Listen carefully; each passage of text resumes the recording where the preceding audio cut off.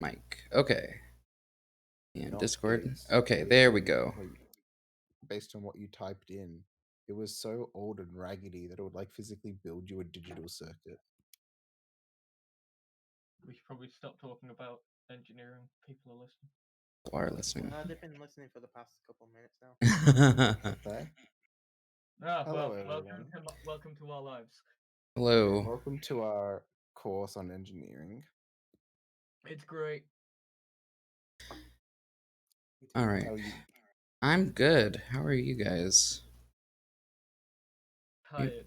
Let me make sure I don't look like a total troll first.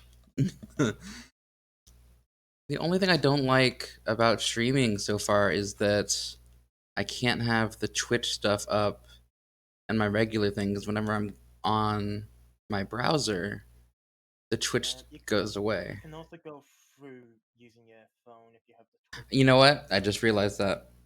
You're a smart man. If you have like a laptop or an iPad, then. I do not. You know, I've been meaning to get a second monitor though, so this is probably going to be what spurs me on to get one. Oh, second monitor. Can't live without it. Okay, how do I... About streaming, Tony, is that you can't look like a troll. Oh, yeah, because I wanted to, like, looking like I ain't got no sense. Okay. Oh, I always look like a troll, but nobody has to see my face, so it's a win for everybody.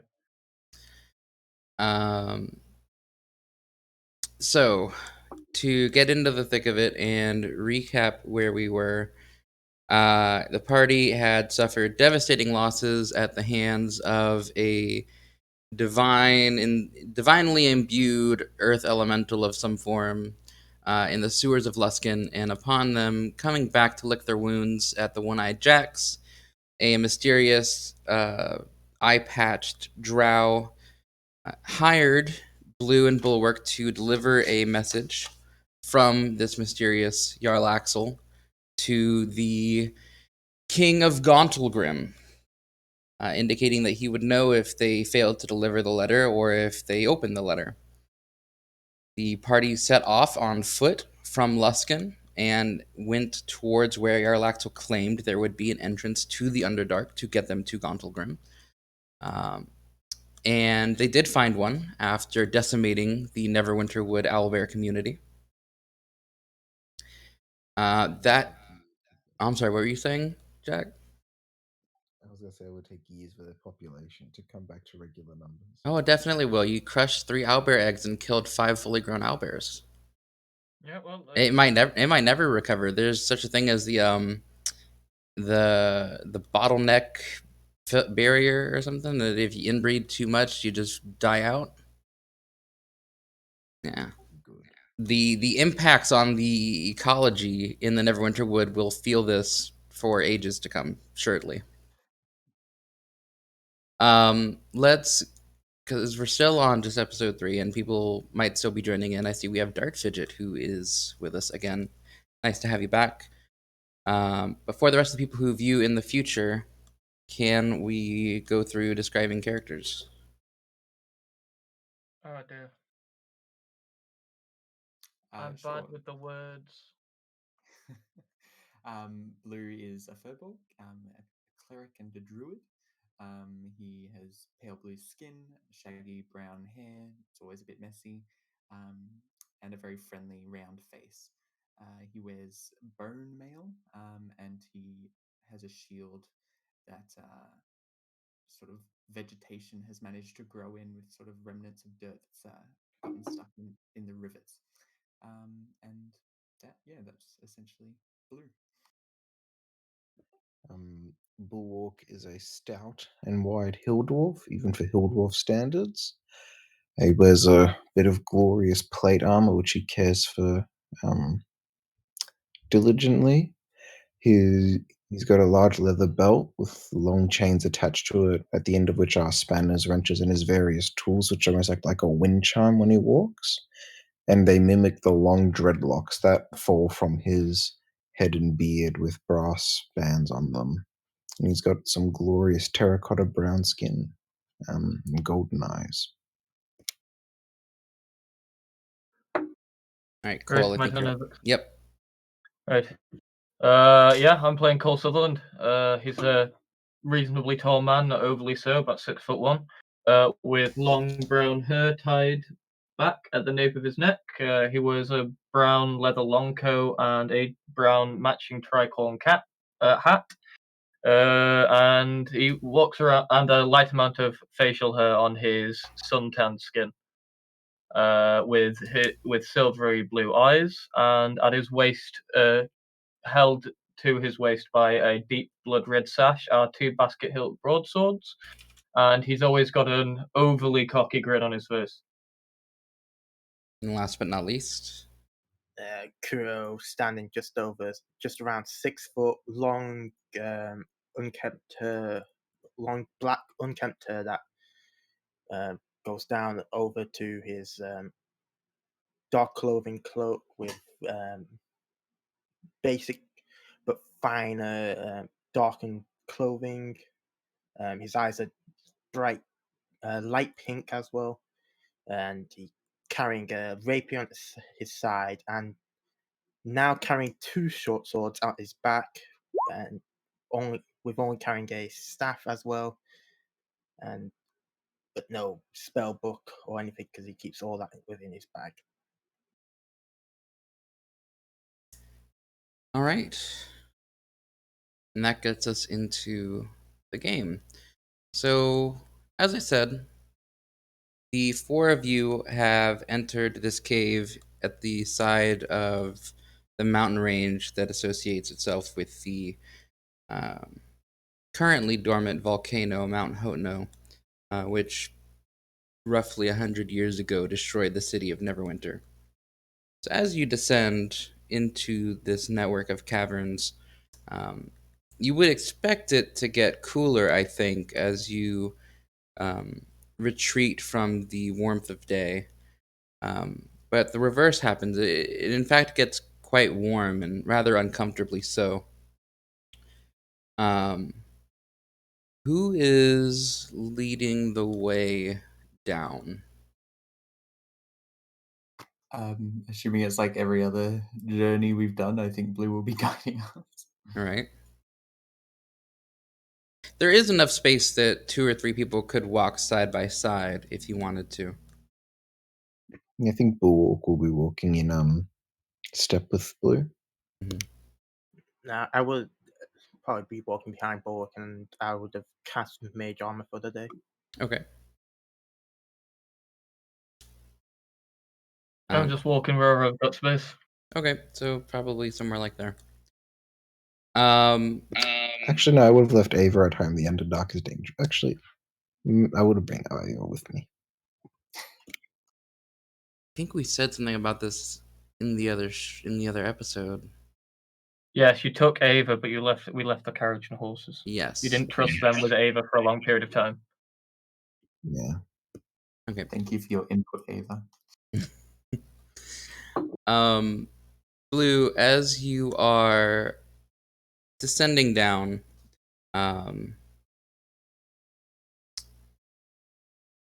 first it's featureless, right? Natural caverns. Descending at one point, you realize that you've kind of gone in a spiral down. Um, and you come to a point where the cavern splits in 2 directions, one on the left and one on the right. Jalaxel didn't give us directions. Nope. If we gave you a split. He pointed on a map, said, "Here's the entrance. Gauntlgrim is somewhere in the mountain range, or underneath the mountain range." Based on sort of the entrance and where he like pointed out Gornelgrim would it be possible to sort of try and intuitively guess which one might be more correct? I mean, obviously the cave systems can twist and turn however they like, but which would be more sort of towards where we're going? Surely the stout man knows his rocks. Yep. Bulwark is going to like kneel down and try and see if he can see any dwarf-sized footprints on the ground, or in any like remnants of like anyone traveling, like hair that's been left by, or like a bit of like a decanter or something. Okay. Make I'll walk up a. it. Oh, go ahead. I'll walk like maybe a few meters into one of the caves, and then a few meters into the next as well. All right. Go ahead and make a perception check. Oh, Do you have your light source out? Oh, yep, you can use I've the got same my roll. That's fine. But 18 plus your yep, wisdom. which would be plus 119. Okay. With a 19, you do see that on the cave that veers off to the right. Well, back that up.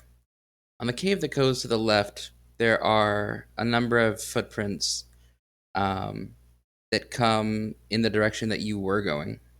So coming back to where you just came from. That turn at the intersection and head down the cave to the right, or the path to the right. Hmm. They don't look Right. dwarven though. Are they like boot prints? Some of them are, yeah. I have to admit, I'm not too fond in being down here. Can't see shite. You can make a survival check to try to identify what kind of creatures made these. Oh, Blue will and I have to point to face tracks. All right. I point.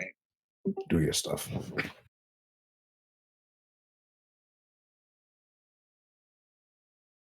I don't have advantage. Why is it whispering? Let me switch that around.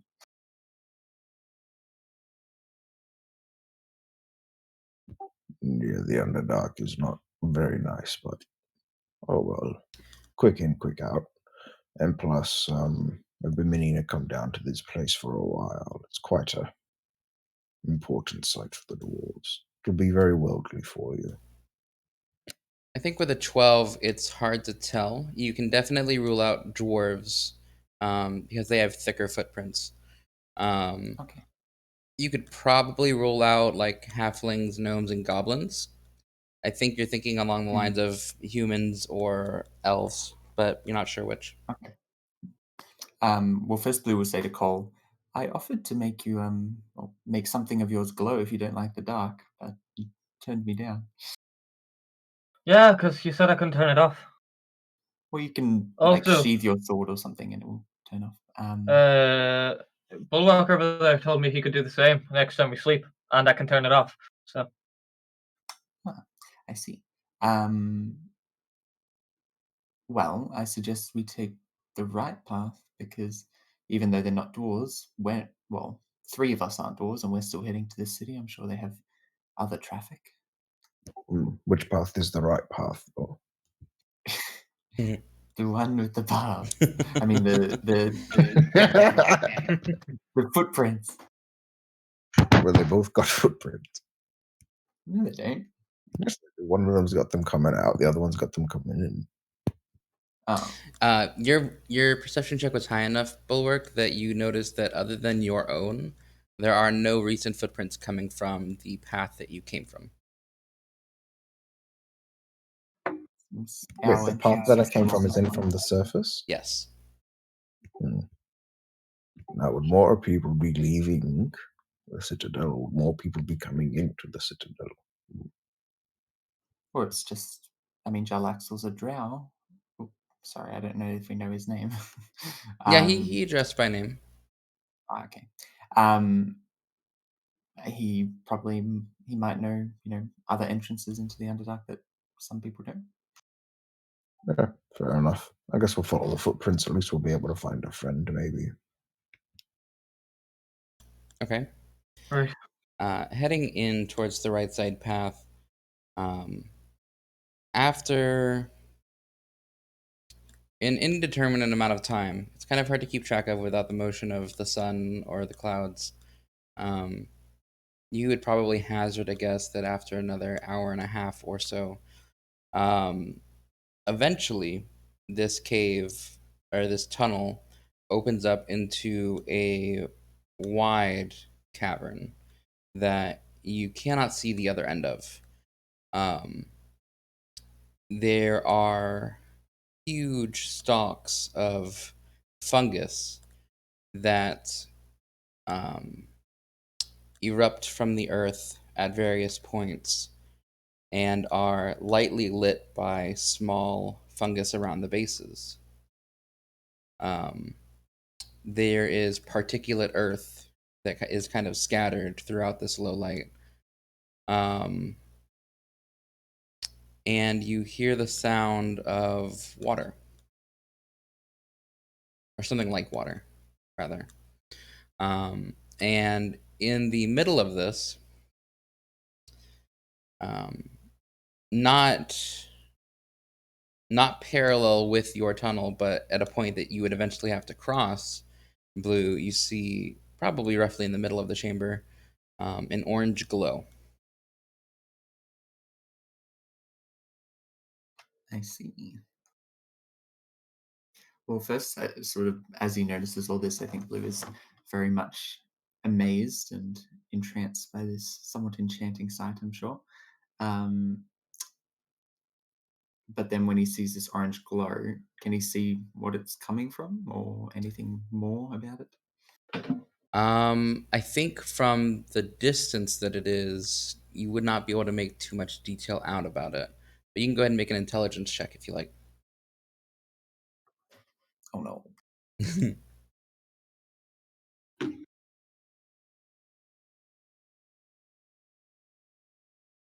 think 11 is enough. It is so it's locally known information that there is this volcano in this area, and you would hazard a guess that even though from this distance you can't really verify it, um, that there is a small lava flow that bisects this cavern. We will sort of turn to the party and say, I think there's lava up ahead. I haven't seen lava before. What in God's name is lava? Hot rock. You know I'm not dim.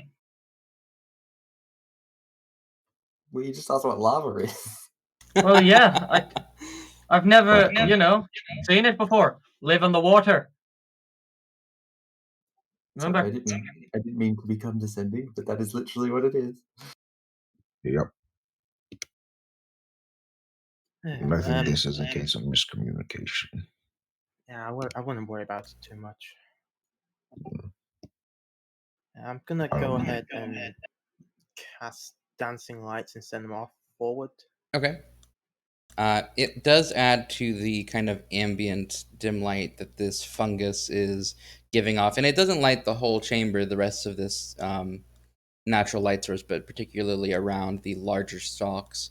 Um, when you send out your dancing lights, you do take notice that um, spotted about here and there are all sorts of different kinds of flora, mainly fungi of different sorts, but seem to be thriving in this warm, humid space.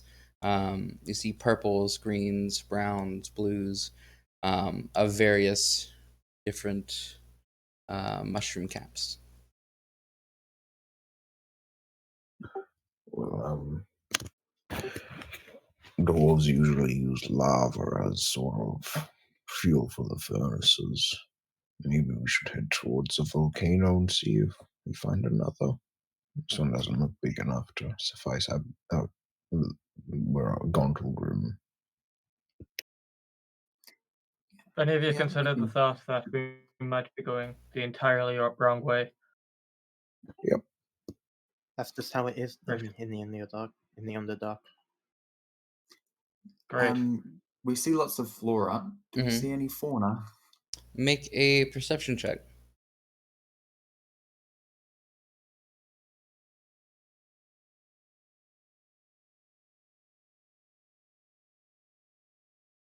At the moment, no, you don't. Um, And that strikes you as a little bit odd for such a place that seems to be so calm and seems to be rich with what you presume to be edible plant matter, um, to have a lack of fauna. Perhaps something scared it off He looks a or little scared bit them off. uneasy. And another question. You would also notice with the 22 that the footprints that you have been following to get to this point appear to go in the direction of the lava river. Yeah. Another question. Any of this sort of moss or fungi, is any of it like particularly useful or dangerous or anything like that? Make a nature check.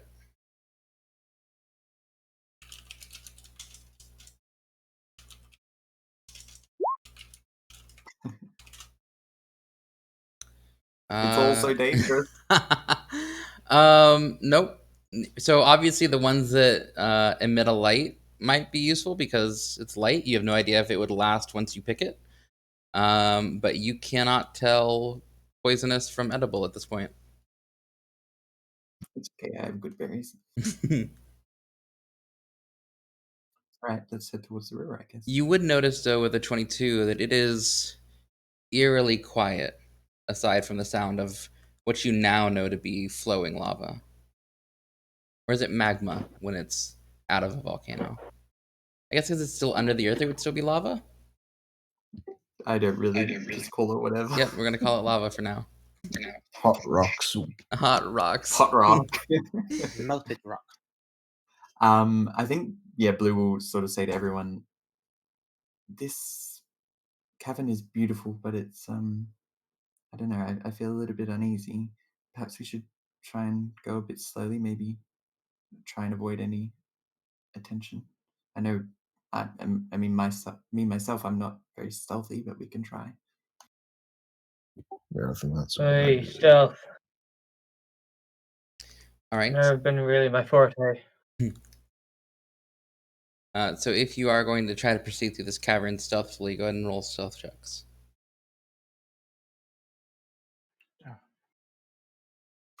Good start, good start. Oh. Oh, why do I have advantage? I have I'm sorry about I have that. a +5, and I've got the pretty much the lowest because I rolled the lowest. Blue, Bulwark, and Kuro, as you make your way towards the lava river, I think that Kuro, you are looking at the fungi and trying to think of any arcane uses they might have, if any of them could be ingredients in potions or such. When you bump into Bulwark and that sends him toppling over a bit and his armor clangs or his tools clang against the hard rocky surface of the cavern floor. And you pause for a moment thinking that something might catch on to your location. The only thing echoing through the cavern is metal. Well, that's definitely not a good omen.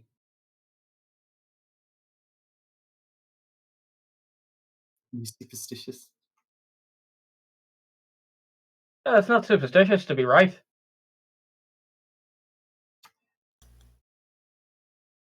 Fair enough.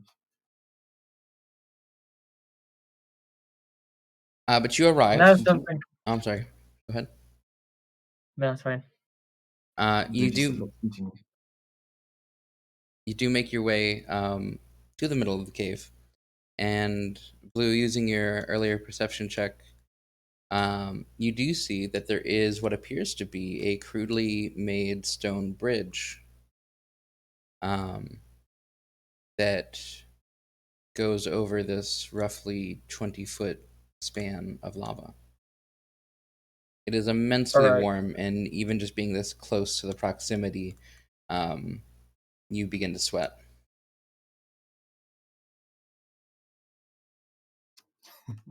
So Who Bulwark, made this bridge, Tony? it's odd. You can't tell. It's as if it was not worked by tools. It's a natural bridge. You can make an Arcana check. Are you really designing your counters around stone cunning because you realize it's too good?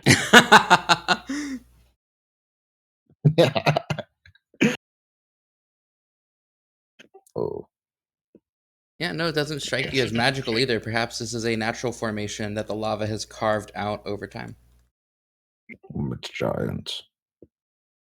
Does it look sturdy enough? I don't. Lava's Make quite dangerous. an intelligence check. Or an Arcana check. Full walk. Can I make an I think investigation check with to your see if with your it's stone giant? cunning check, you'd be able to determine that it is sturdy enough to hold weight. Okay, good. Perhaps one at a time, just to be safe. It's probably about 5 foot wide, and it goes up at an arch.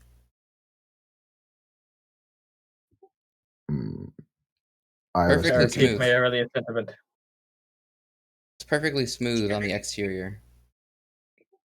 I was thinking that if this is a point of travel, maybe we could have a early camp here for the night.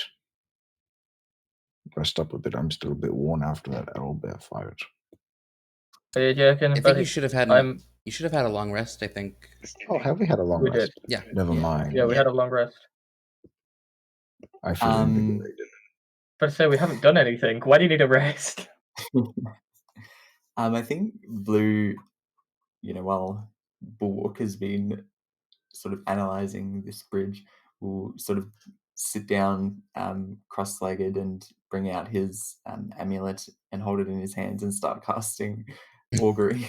Okay. And so if that goes off after 11 minutes, I will ask if crossing this bridge will bring about what results will crossing this bridge bring about. All right.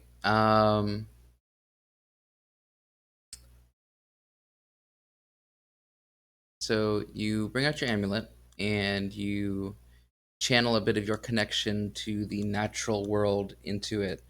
And a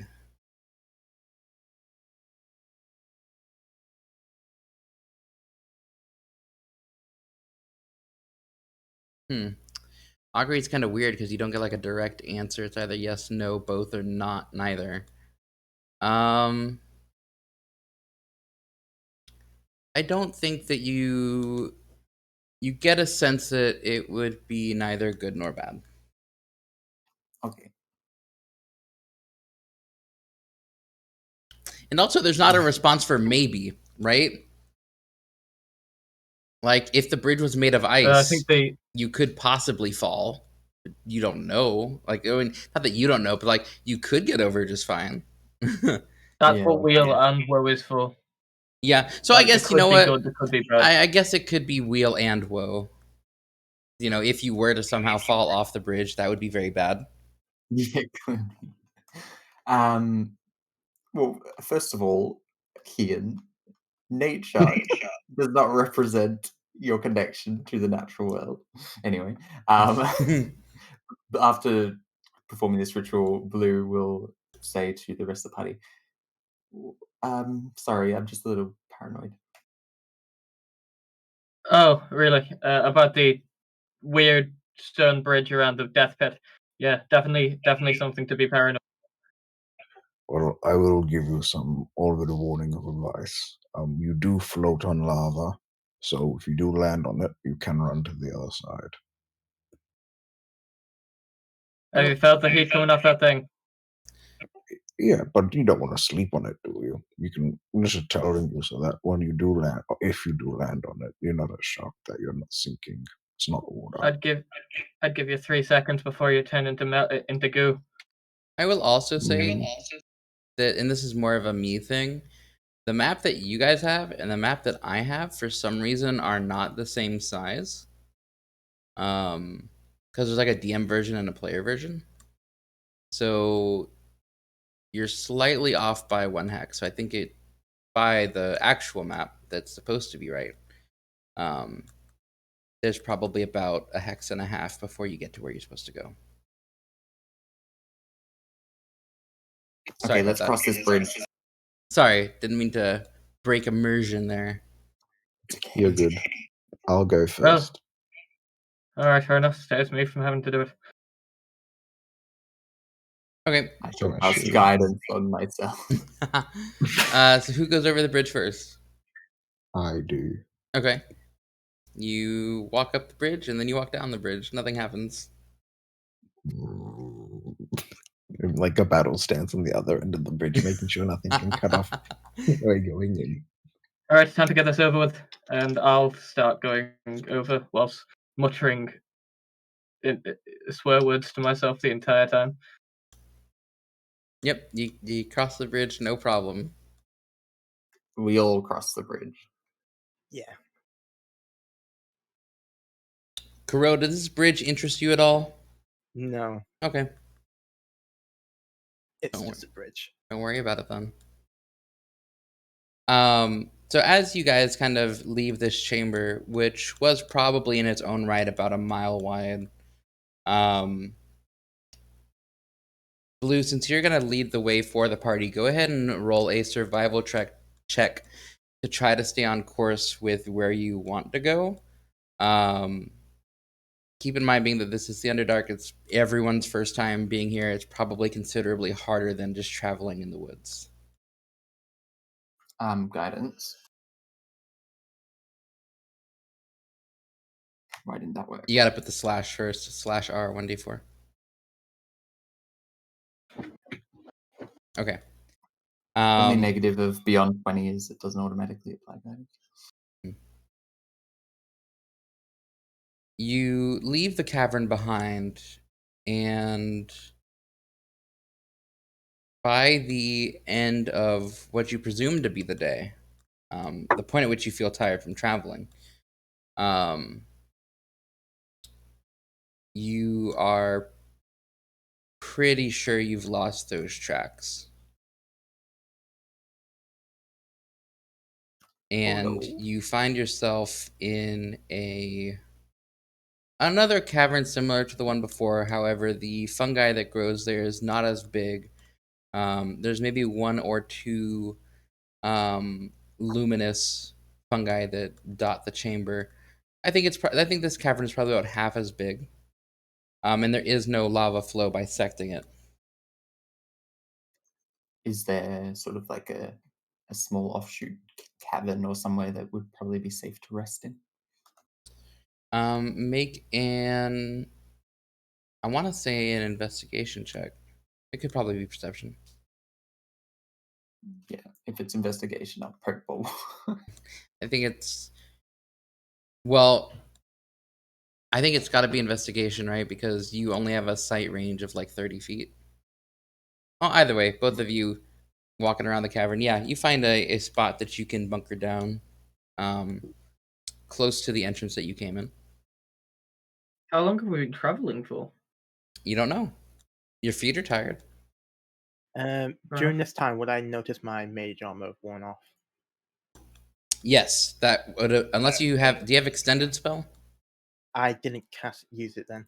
Okay. No. Yes. So it would have worn off probably about 30 minutes back. Okay. I'll hand out everyone their daily good berry. Take your vitamins. Your vitamin G. Hmm. Wait, if we're gonna rest, Give me your short sword. I'll make it better. you mean my broadsword? Oh, yeah, broadsword as well. That's all I have. Yeah, sure. Go nuts. Do your thing. I think just above the blade, Bulwark will wrap above the hilt like a leather band with like metal runes riveted into it. And as he wraps it around, they have a dull glow, and the description is in chat for you. Which you will have once the long rest is finished. Mm-hmm. Yeah. at some point during the long rest, Blue would sort of be looking through his possessions and be sort of just holding this massive battle axe and say, "Does anyone use battle axes? I've had this. I think it's a dwarvish battle axe for a very long time."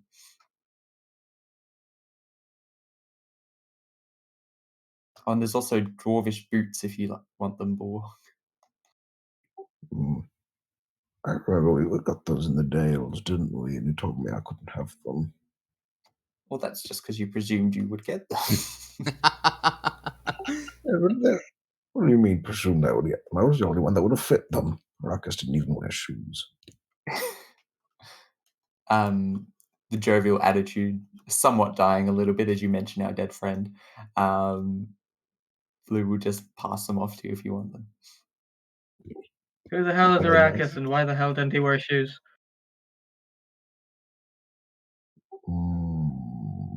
It's a bit of a tender story. We'll talk about it later. Right, fair enough. Are the boots nice? They Yeah. are of a fine dwarven quality. They are leather. They have been tanned from a creature known as a deep rotha. Rothe with an accent over it. They're basically underdark cows.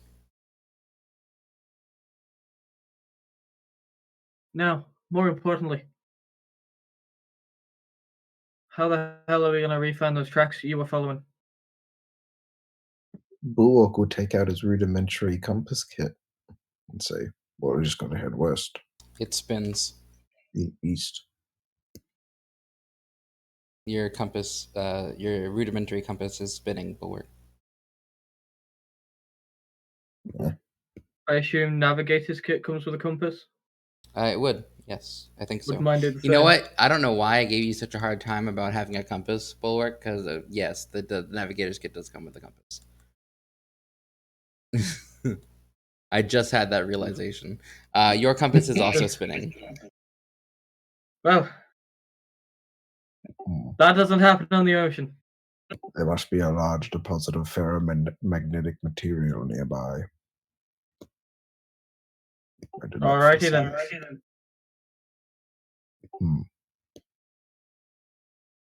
But again, how are we going to find those tracks we're following? I guess we could backtrack. How long roughly was the walk from the bridge to here? Like, You you have a can you know a rough passage of time, don't you, when you're walking? you So can it's not make exact. a survival check. Oh, wonderful! It's not like wisdom is me damn stat or nothing. Yeah, that's about what I expected. Somewhere in between 0 and 8 hours ago. Ah, so it was either right outside that door or a third track away. Are you blind? I would say actually with a 10, it was probably an hour or two after you entered the initial mountainside entrance. Okay. We've only been walking for an hour or two, and we're already having another long rest. This does not. No, This I does not mean fare well. so you entered the mountainside, went down. After an hour or two, the first main cavern. Then you've been walking around for who knows how long. And now you're in this other cavern that is of note. Oh, we're all gonna die. Well, we found a small little place that's pretty safe to rest. So, yeah, I guess I'm ready to sleep. Good night. I'll take first watch. I'll join you. I believe it would be best if I took first watch and second, because I don't need to Yeah. sleep. Didn't we It'd be agree? better for you to take third and fourth. Didn't we agree? Curio was 1 and 2. I was third, and then you two were fourth. Isn't that like the role we're doing now?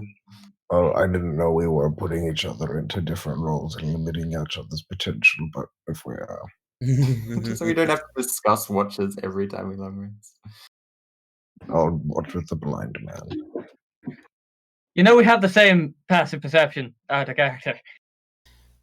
Um, are you gonna try to start a fire, and if so, with what materials? It's not cold, is it? No, it's still reasonably warm. Don't really need a I fire. mean, I've got a tinder box. I do not think we should start a fire. Yeah, I don't think we should. True, we are in a cave, and smoke plus cave equals bad times. Mainly just because people will be able to smell the fresh smoke. At least with our light sources, they don't produce any other sensory effects. Bulwark, what was your wisdom check for? Well, perception for the night. Oh, okay. No, the night goes by without any undue intrusion on you, which is odd. And as you're keeping watch, Bulwark, it is eerily quiet, similar to that other large cavern. This is deeply disturbing. About halfway through my watch, I'm just going to say in Elvish out loud, I see you there. You going to talk about it, or are you going to watch me for the rest of the night? There's no response.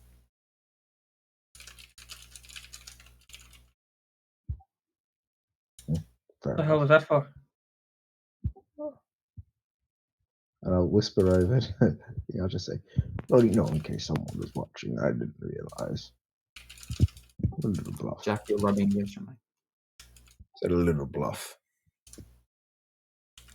And that fancy frou-frou language you were talking in, what was that? Elvish, sorry. Do people down here speak Elvish? Sometimes. The drow would, but undercommon is the universal tongue. Oh, is that what they speak? It's not And very I'm just going to say out in undercommon, hey, you there, come out so we can see you better. There is no response. And Bulwark, he Yeah, I kind don't of think- gives this almost back speak, right? Like every once in a while you feel like you might understand a word, but then the rest of the sentence that he says is complete and utter nonsense to you. Yeah, I don't think there's anybody watching us. Alright, sweet. Well, I'm going to look at a cave wall for the next however long. At least an hour. You ever played poker? Nah, I'm not a fan of the gambling games.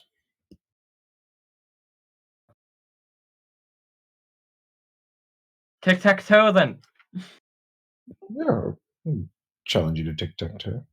Yeah, there we go. And sure, I'll take the battle axe. As you guys wake up the following, whenever all of you end up waking up, whoever decides to lead the way again today and try to, well, let me ask this: do you proceed on down this cave, or do you turn back? Just a quick thing. At the end of my watch, I would have cast Mage Armor with Extend spell. Okay, sounds good. So it'll last for 12 hours today. 16, right? 16, but then it would have been my rest. Oh yeah, you're right. Well, I guess Blue would turn and say, I mean, we can continue on and just see what we find, but I don't want to get lost down here. Oh, we already are. Yeah. So perhaps we should head back where we came and try and find those tracks again. Yeah, it's maybe better to go sightseeing in a place where there couldn't be terrifying monsters lying behind every dark corner. Yes. Have we seen any creatures at all? None. No. Blue is very concerned.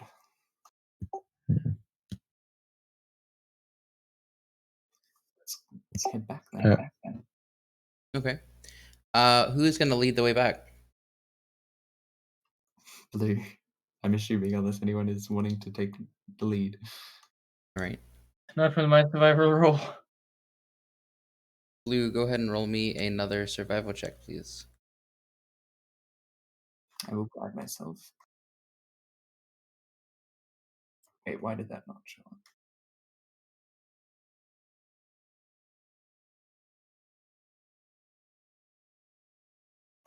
up? Plus D4.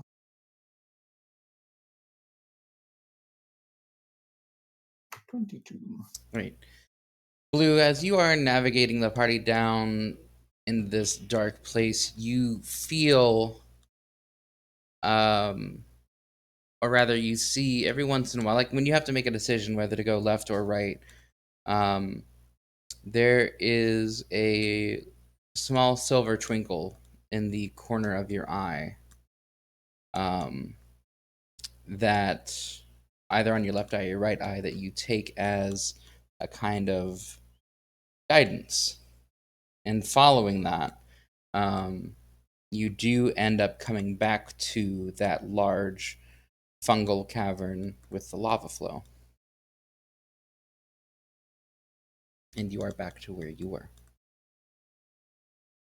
Did we find the path we were following?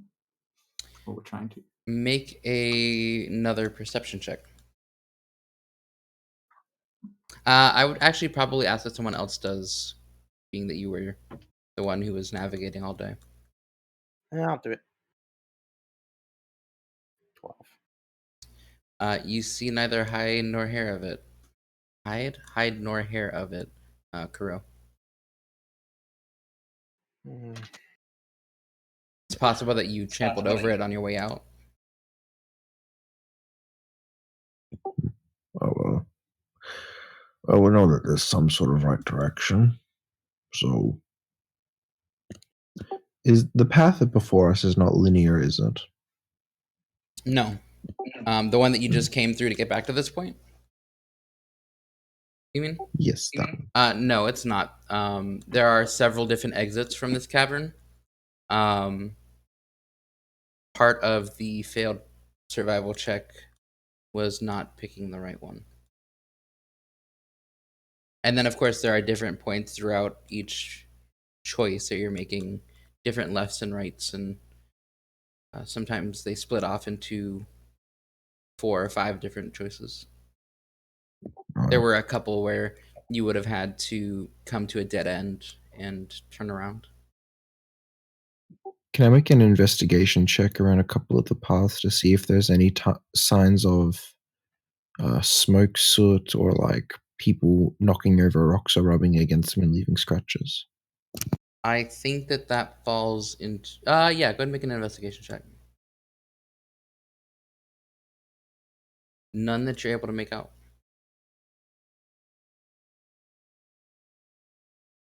Huh?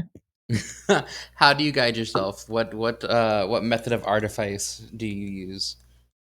I think Bulwark will take out a lovely pair of glasses, like the ones that like zoom in. Like the ones that have the multiple different glass pieces, like Benjamin Franklin used to wear. Yeah, but it says got like 5 or 6 on each side. He's sort of like looking around. I Just think that what you find, Bulwark, is a scrap of black fabric, and on that fabric is a it's probably about an inch by an inch, and it's near the edge of a wall where maybe someone bumped into a particularly sharp rock. It's black. When you pick it up, it's rather smooth. Perhaps someone wore this as a cloak or a robe. And along the edge of it is a thin platinum thread. I hand it to Ava and let her smell it Mhm. and tell her to follow it. You probably won't be able to travel any more today without risking exhaustion.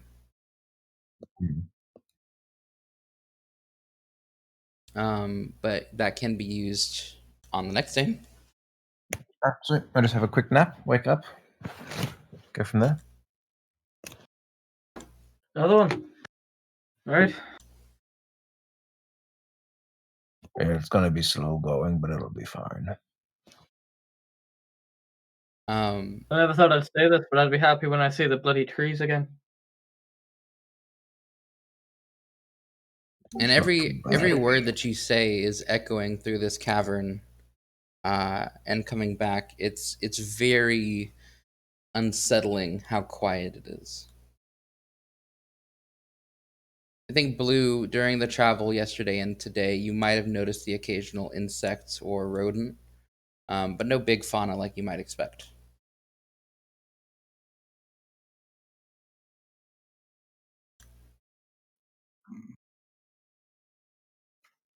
Blue is very paranoid right now and will cast Augury again in this new day.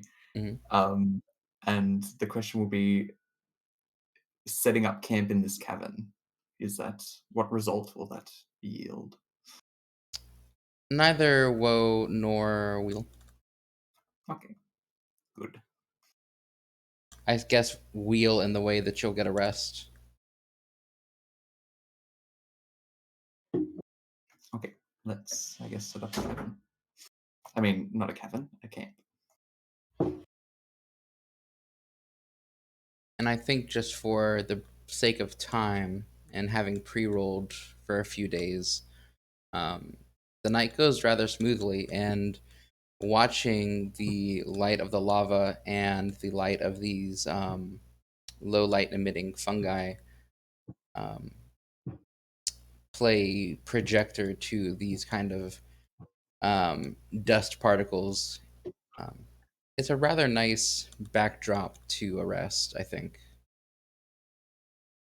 When you wake up the next day, well rested, does anyone have anything they wanted to do during the night or in the morning? I will do the same Mage Armor extend spell right before I go trance. Okay.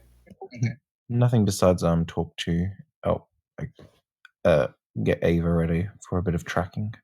Hmm. I mean, I hope it works, but it might be difficult to track creatures through tunnels. Yeah, but she can smell them. Yeah. Better chance than we had before.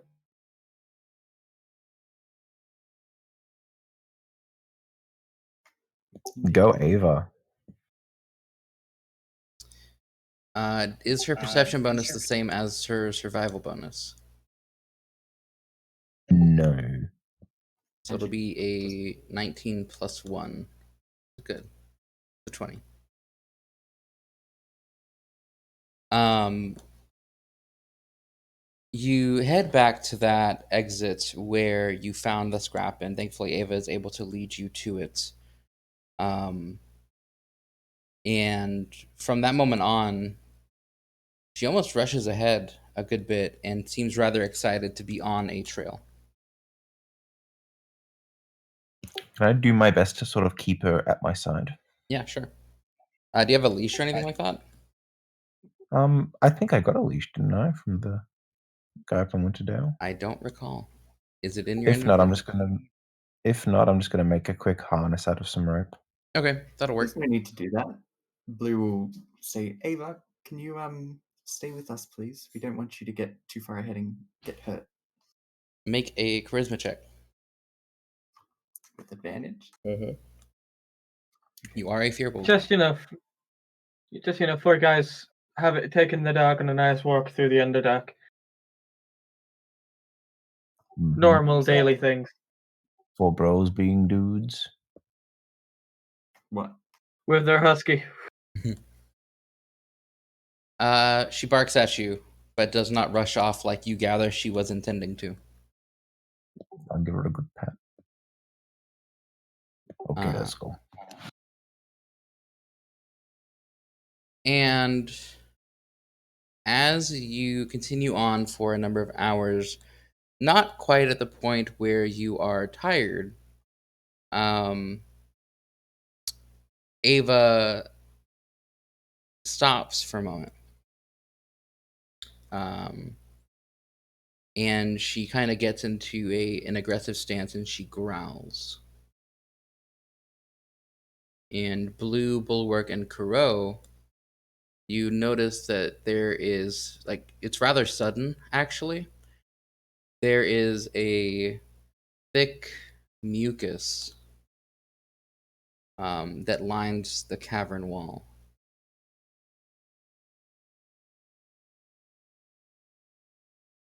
Wrong way. Let's go. Seeing this, I'll cast dancing lights and just send them slightly into the cavern or cave or tunnel.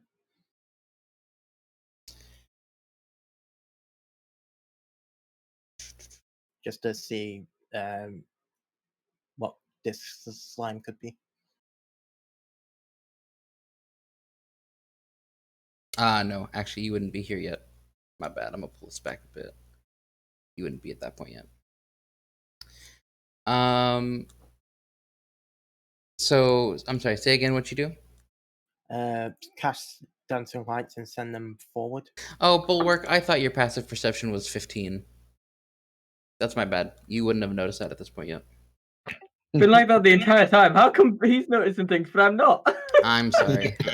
That's my bad. Yeah, bad. Say that one more time, Joe. I'll cast dancing lights, send them forward through the tunnel. How far can they go without disappearing? They have to stay within 20 feet of each other, but I can. Can you pop it in the chat for me? Yeah. I think it's 120 feet. Let's see. Yeah, 120 feet. Well, 120 feet is the range that you can send it to. Yeah. But the Winks maximum out if point it's has to be... it's 120 feet. You're right. Okay. So it goes past your dark vision range, Kuro, and then you're able to kind of see it blinking in the distance, and then stays there if you command it to. And there's no visible change. I'll send them closer to the walls, just a bit closer to us. It's kind of this pinkish purple slime. Can I make either possibly an Arcana or a Nature check to see if I've ever read upon this stuff? Either one would give you different information, so it's your choice which one you make. You can make one or the other, but not both. Okay. Except 15. A 15. There are a number of creatures that live in the Underdark that exude ooze of different kinds. Oozes are not terribly uncommon in the Underdark. There are different types of mold that perhaps could have caused this, but there's no sign of the actual mold itself. Nothing of a magical nature strikes your mind right now. You've heard of oblexes, but this doesn't really kind of fit the bill. Oblexes are kind of social creatures. They like to take over personalities.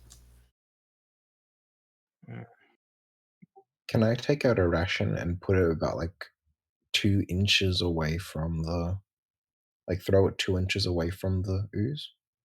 Yes, nothing happens. Well, does anyone have anything that can set this stuff on fire or? I'm just going to look at my sword and be like, I'll be honest, I don't think I'm going to be much help here.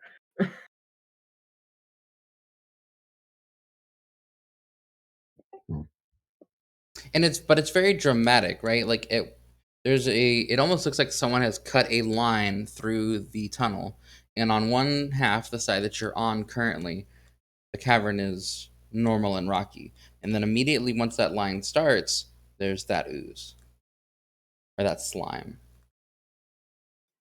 Kuro. Yes? Can you set it on fire? Sadly, none of my magics are fire in nature. Yeah, I don't think these matches are going to do it. I'll be honest. Can I cast Chain Whip on it? The chain smatters against the slime and it makes a thick, wet noise, but nothing else happens. I will pull out a torch Mm-hmm. and then cast prestidigitation on it to set it alight, Okay. and then throw it into this ooze. Okay. The torch singes a bit and then drops to the ground.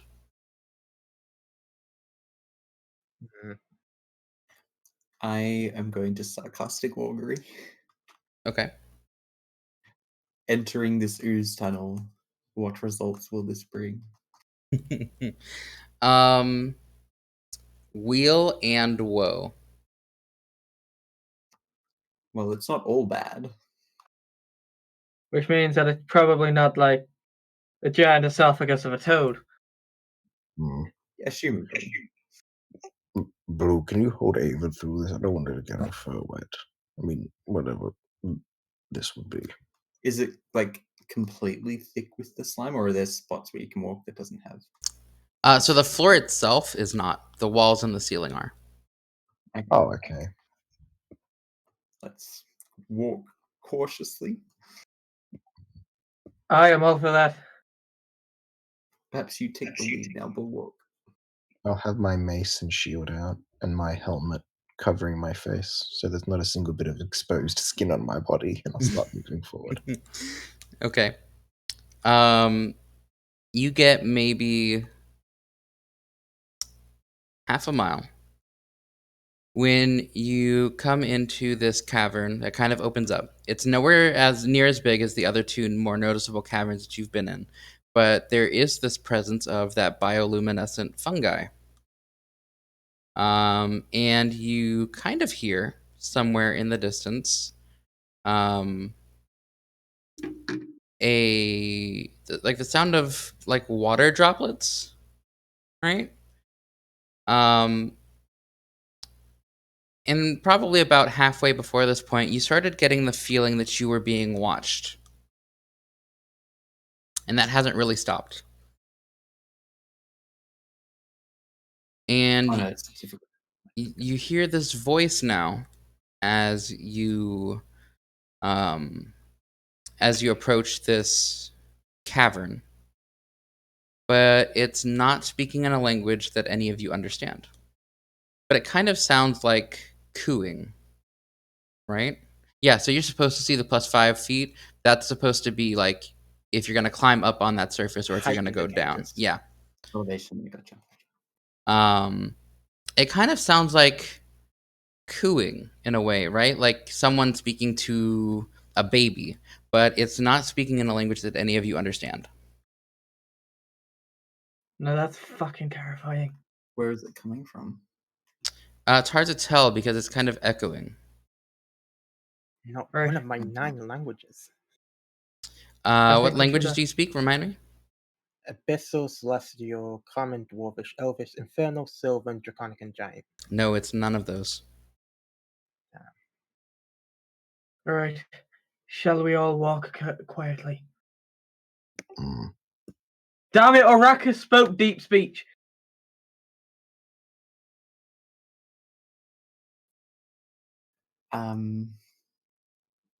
Okay.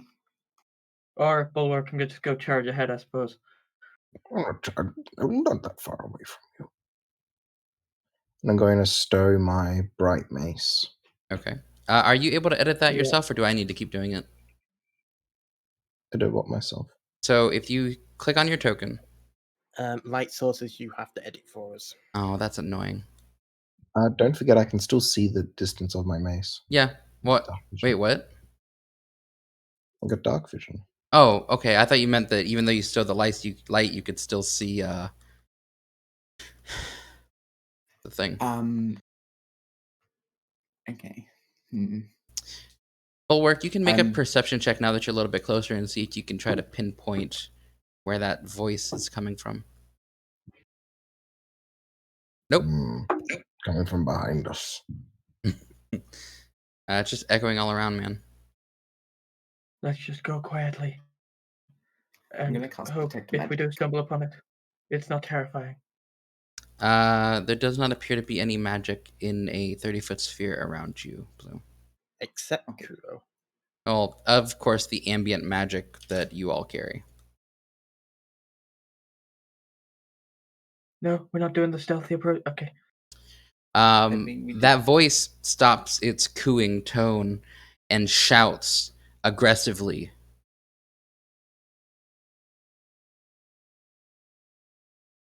Perhaps we should turn back. And go where? Back to the cabin and try a different entrance. This is the one with all And the stuff. Let us down.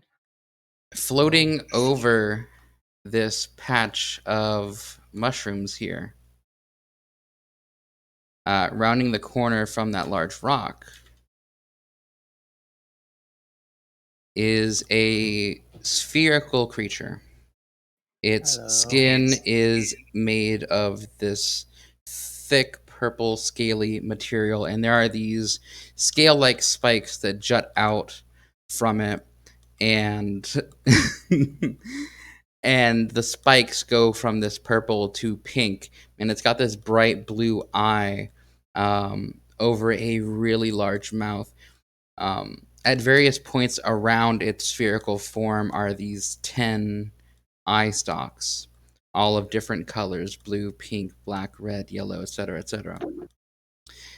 And blue, as it rounds the corner of that boulder and looks in your area, you feel yourself lose detect magic.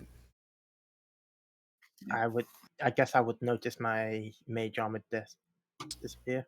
Yes, and you suddenly feel your magic items become a little bit heavier. What does that do for my bag? Your bag of holding, everything spills out of it. Oh, I'm pretty sure. Let me double check. Well, that'll be 3 rapiers, a bunch of other stuff, a couple daggers, my backpack. Yeah, my rifle. everything. Your bag nearly rips, and things start to spill out of the top of it. Kuro. Curio, this is no time for inventory management.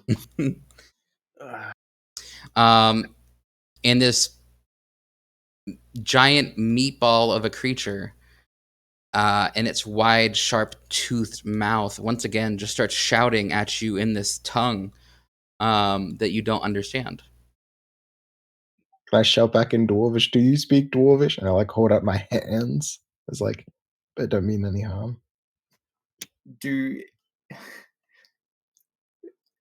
Does anyone recognize what this creature is? I got no fucking clue. You can all make I an say we flap Arcana and check run. if you like. oh no. Bulwark, you know exactly what this is. And you are the only one. This is a beholder. And beholders are creatures that are created by the unknowable entities of the far realm. They come to the material plane as an afterthought from these beings. They typically covet hoards of treasure and feel that all other forms of life are less than them, that they are the perfect creation. They are prone to fits of paranoia. On occasion, there are beholders that take up mantles of leadership, like running crime syndicates. They are very deadly, but also very vain. They speak deep speech and undercommon. Speak undercommon, speak undercommon, speak undercommon. What do I fucking say? Ask him it if we can talk about this. Hey there. I think we can talk about this before we all die. It Maybe. switches from its kind of babbling tongue to the almost inverted undercommon speech, Cole, and turns its large eye to you. And it says, She sent you, didn't she? She finally has come to rid yourselves of me. You are her minions, this I knew it. Orox is not a fool. I can assure you, nobody sent us. Not any minions. And what proof have you? I know her tricks, the shape-shifting beast. We don't know any shape-shifting beast. Look at us. We're dumb as fuck. Right. If anybody was going to beat you and all your impressive mightiness, it wouldn't be us. You'd wipe us out in a second. Make a persuasion check. With advantage? Why would you have advantage?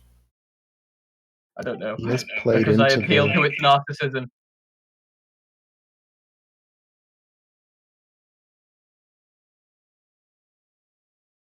You said they were Huh? very narcissistic creatures. Wait, what? Sorry, I don't know if you got me. No, Why am I echoing? I don't know. Why are you echoing? I have no idea. I'm waiting on a Anyway. persuasion check. Yeah, I said when Oh, you now. just asked advantage, I was like, because I appeal to its narcissism. Oh, no, because I don't think you would know that. Oh, I thought I would have assumed that Bulwark. No, Yeah. he basically just turned around and said, "Speak undercommon Just to it. because I Speak don't know it undercommon doesn't to mean it." that, he's not a narcissist and I'm appealing to it. That's All true. right, fair enough. I'm going to roll it normal. I'm going to use commanding presence to add a superiority dice to it. Okay. Oh, can you do that? Is that a thing? Can you put Yeah, that? that's what commanding presence does. I'll drop it in. Yeah, please. That's awesome. Oh, that's so cool. Yeah, do that. Right? But it's not Because my commanding presence. persuasion is much worse than my intimidation.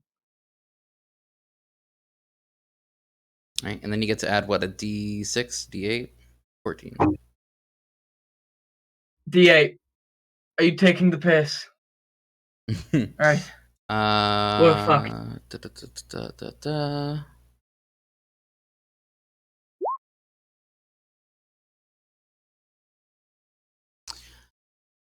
It seems to ease itself. Its facial features become less aggressive. Cole. And it says, "Why are you here then? This is my lair. You have no business being here. Come to take what I have, then. Heard of the mighty horde of Orox, have you?" Wasn't aware there was a horde. We're just gonna go back this way. Leave you to your business. I Please think don't if kill you us. think that I'm so mighty, you should leave something with me. Shite, please tell me somebody has something, because all of my treasure was sank at the bottom of the ocean. Oh, coin will do just fine. Oh, you guys can't speak undercommon. Yeah, he wants something or we're all gonna die. Does he want my boots? They're very good boots. How much coin would satisfy you, a great one?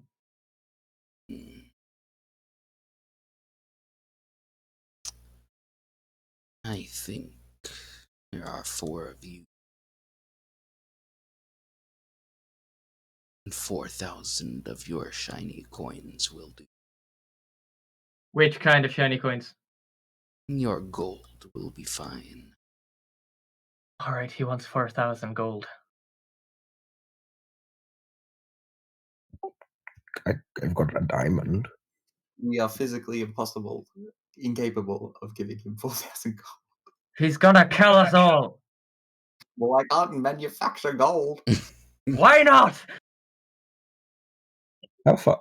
And you see from how now, check do I know? as he's letting you kind of deliberate, that floating next to him, one of his eyes, the one that has the yellow iris, one of the eye stalks, is looking towards this watering cup, and it's manipulating it so that it drops trickles of water on this fungus. and the rest of his eyes are all staring at you very intently. Has he ever had salt before? Is there much Did he- salt in the Underdark? I've got a bag of salt that I can offer as tribute.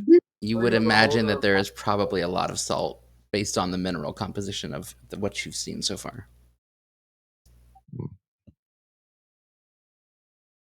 All right. I'm broke. Lost everything on my ship. Are we fucked? I don't How have did we a walk into this lair? How did you walk in? How did we walk in? Wait, say that one more time. Like, did we walk into this lair from where that mucus started?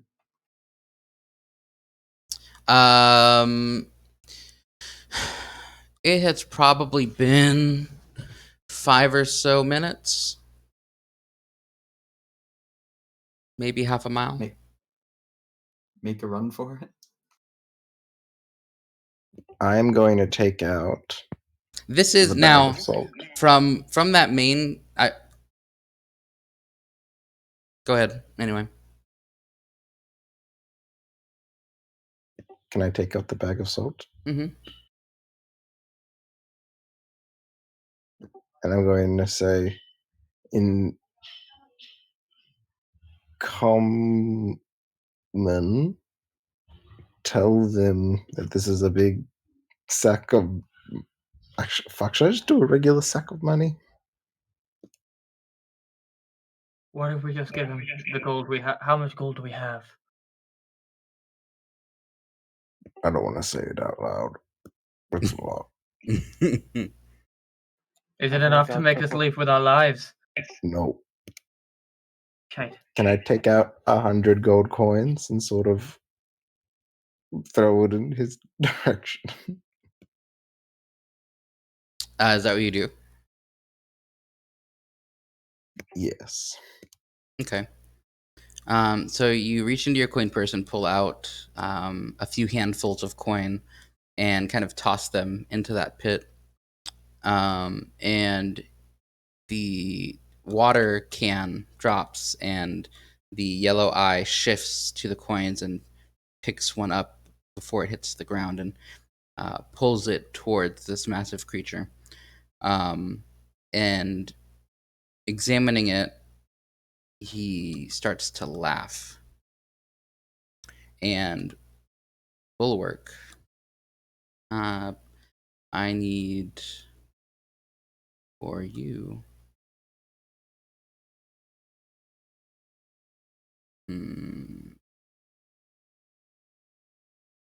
How the f did 4 level 6s stumble upon an encounter with a beholder?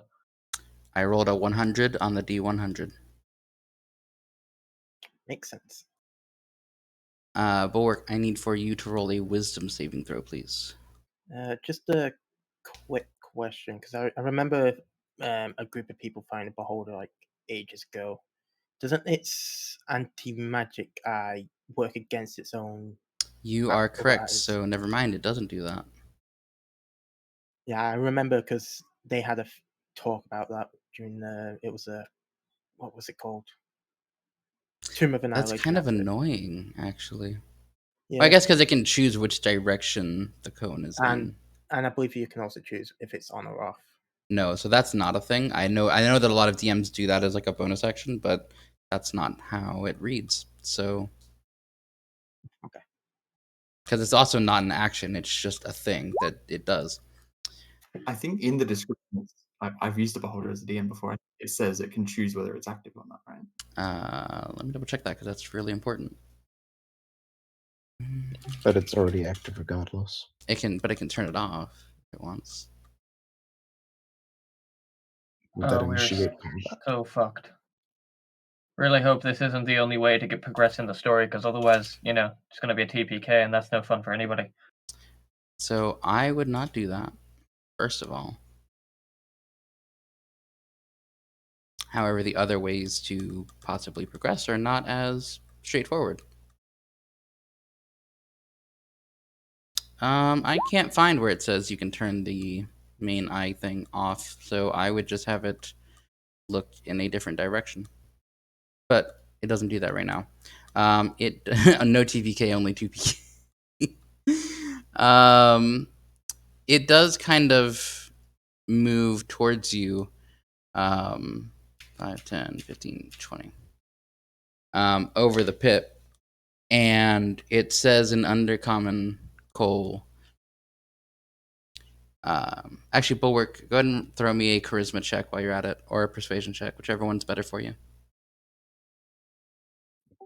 Bulwark is persuaded as like -50. I should probably preface that I wouldn't be digging into like a big, like bundle of money. Bulwark, we got little pouches even Yeah, yeah. spreading out. So we're going to take out one of the patches and throwing it. Oh god. And as it kind of reaches the chasm, Cole, it says in Undercommon, now surely you know such a paltry sum is disrespectful. I do. However, the dwarf's a little slow in the head, if that makes sense. I don't know if they can count too well. If I may be entirely honest with you, most of me coin was taken from me by Dragonkin. I can part with half or what I have. Well, what I have, which is like 100 gold.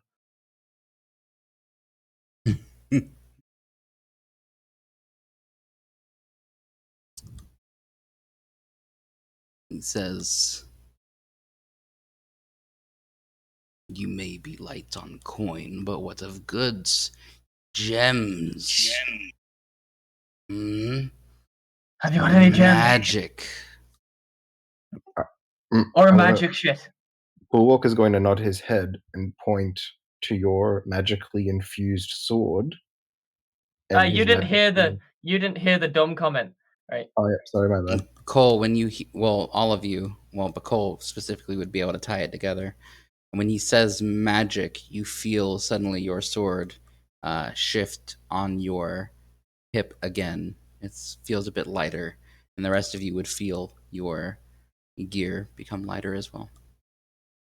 Fine. Anybody got gems or fancy items? We got them. The shield and the sword looks magical. Not the sword. What? I need the sword. I need the shield. What about gems? Well, we need How many gems you got? everything, but it's a matter of need. How many gems you got? I will Diamonds take. worth gold. I will give him my shield.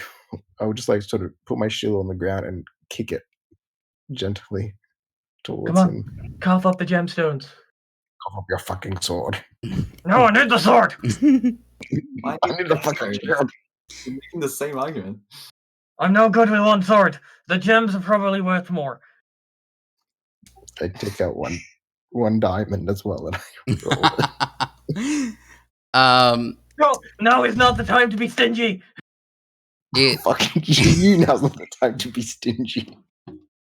And I'm just gonna take off my gold pouch and drop that too. Okay.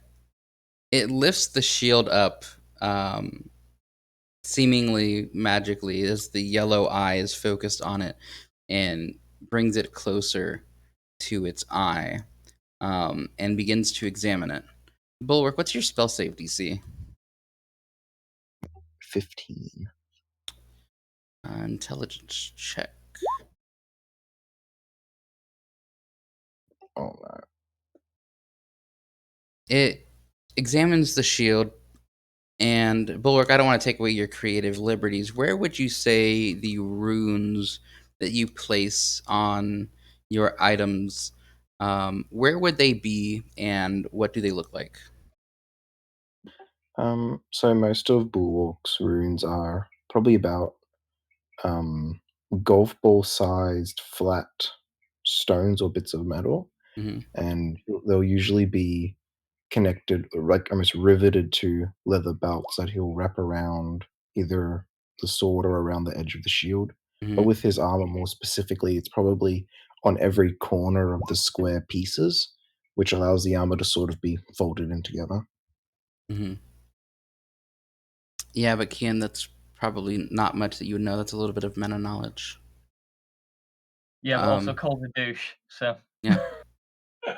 Um, it examines the shield and then tosses the shield into the pit, uh, and says, as it clangs amongst the coin, "If I were to remove those stones, the shield would become inert, yes?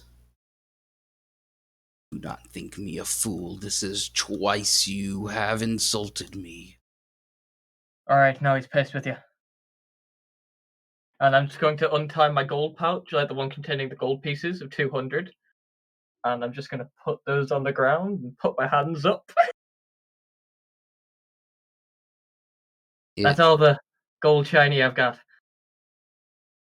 it lifts the coin pouch, and with fine motor skill, as if hands were manipulating it, opens it and pours the coin out into that 15-foot pit.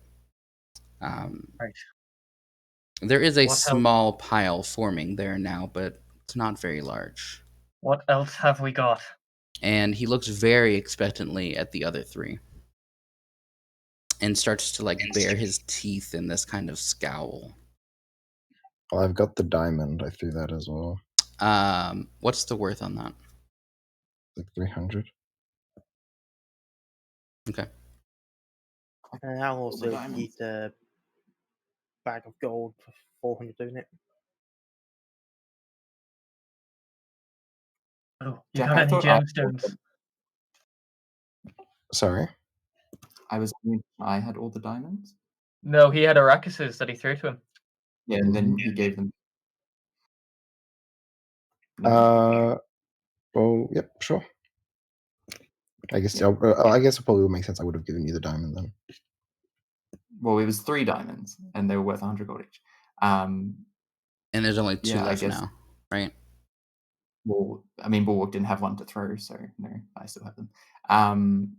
Oh no, I meant you threw one at the sewer monster. No, so I had multiple diamonds. I threw one in the sewers, and then I had one left, and then the 2 from Arrakis. Yeah, Okay, I have gotcha. 2. I think Blue will take out.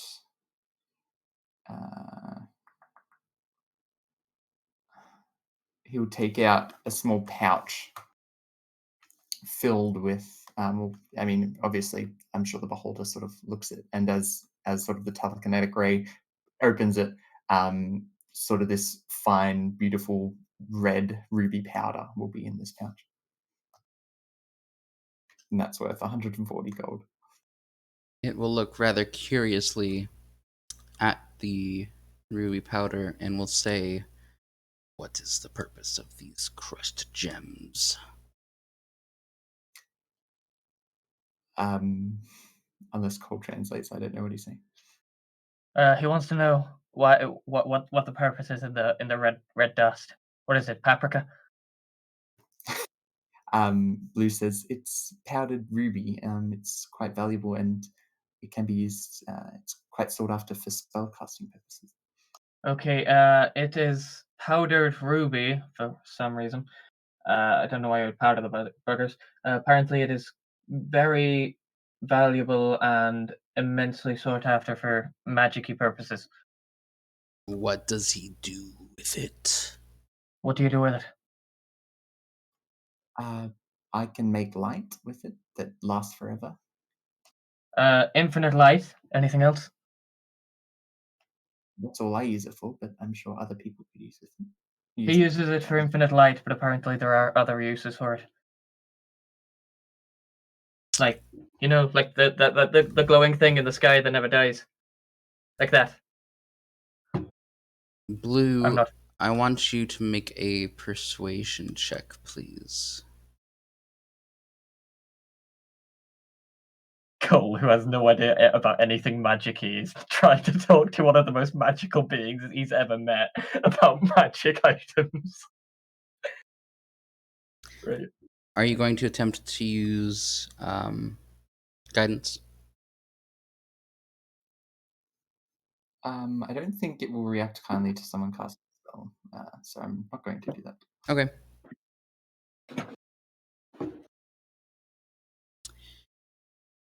It ponders for a moment, and you see it kind of shake its head. The whole thing is its head, but it kind of shakes its head no and says, "These will not suffice." Please tell me we have something else. Because it's getting agitated, and we're about to become dust. I don't know if it can do that, Let's run. but I'm assuming. Run away. Are you going to run away? Blue would heavily suggest it. If we were going to run, why didn't we do that before we gave it shit? I didn't tell you to do anything. I don't want to die! How are we going to distract it? Nothing else, unless Blue's holding out something on us. I mean, magic items, but I don't want to give away magic items. Um,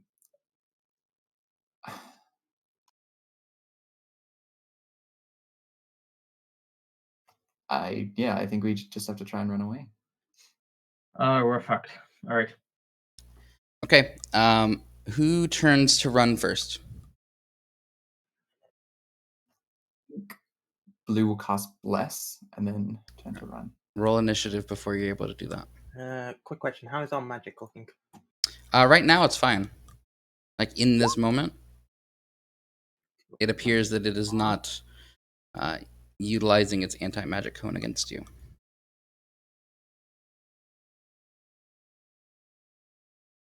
Oh, Fuck you! All right, Cole, you hear Blue begin to cast a spell, and the creature. Curios before we are. Oh, why did it I do got that? 25. Kuro, you hear Blue begin to cast a spell, and just as you are about to turn, you see its rather neutral visage turn into a heavy scowl, and it starts to let out a string of words in a language you don't understand. How's my magic looking? For this moment, you're fine. I can't see it. Can't see It's what? within. I can't see the beholder. It's within the gap between the Oh, mushrooms glowing and my dark vision. oh, that's awful. That's, oh my god, that's perfect too. Just this voice in the darkness speaking to you guys. Yeah, I haven't been able to say anything this entire time. That's perfect. Right. I'm gonna go do some stupid things. Hmm. Do I need to see? Bulwark. Oh no. I need to see within range for that. Why is all my magic still up? I Places mean, where I can you see. could move closer to it and potentially be in range. Right. 10, 20. Now, don't just move Thank closer because I God. told you to. Like, No, I need to move closer. okay. God damn it, Joe. Was.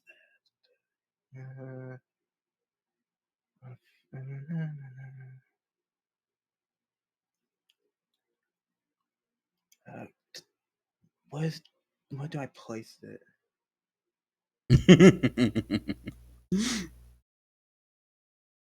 One sec. I'm looking at one of my many illusion spells.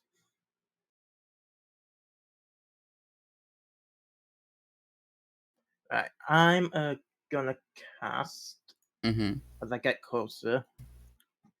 Phantasmal force on it. All right. So, can you put that in the chat?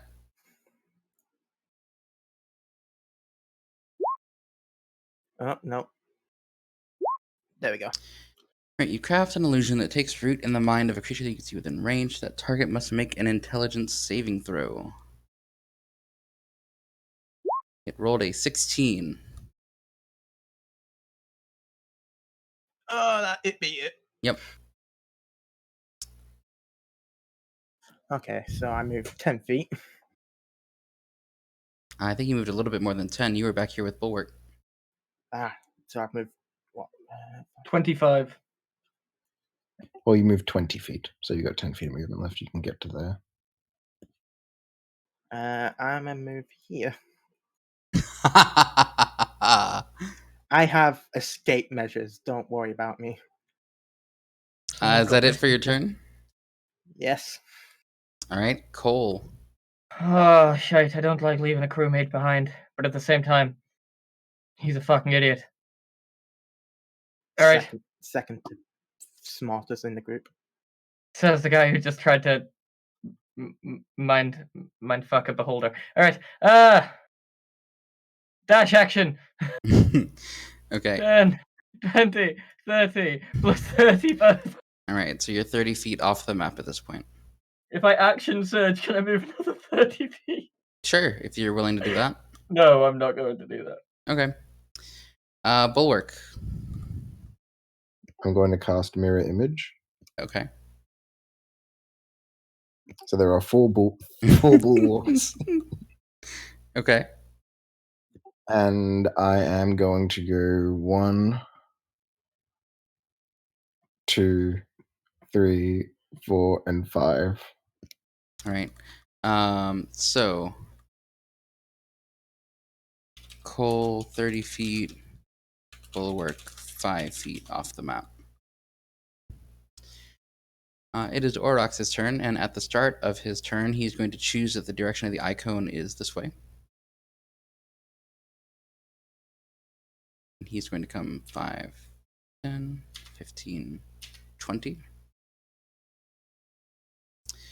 The icon has a range. The Bulwark, as you are running, you see that your 3 illusory forms are gone. And let's see. 3 rays, 120 foot range. Let me get everyone to roll a d20 for me. It can't target anyone. target. Yeah, in the same cone. God damn it. Then Kuro, it is you. I Okay. think. They would go this way, and that is 30 feet. 5. I think the cone's like stupid long. It is stupid long. I did not have a template prepared for this. I don't think that. Is there another beholder? Is there another beholder? Nah, beholders hate each other. It's doinking another beholder. It would be What a like, sin. and then 30 feet there. So, yeah, Kuro, you would be in it. So, Kuro, because I forgot that icon it cannot do. What illusion would you? Kuro, I need you to roll 3d10 for me. 3d10. Yep. 22. Okay. The first thing that happens is that the eye stalk that is gray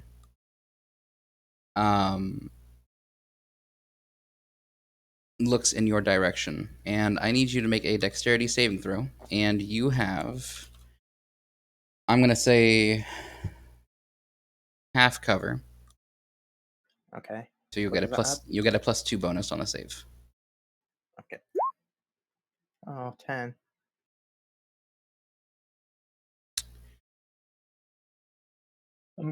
Don't think you will have succeeded, buddy.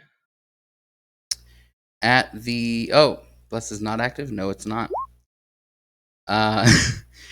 Kuro, you start to feel your feet become very heavy, and as you look down, you see that the bottoms of your feet are beginning to turn to stone. Petrification. The eye that is green turns to you, Kuro, and I need you to make a Constitution saving throw, please. 21.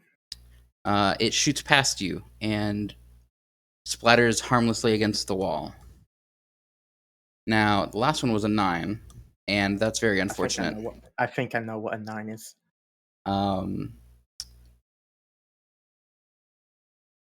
You are restrained, and I need you to make a dexterity saving throw, which means you unfortunately have disadvantage, but you do still have the +2 bonus.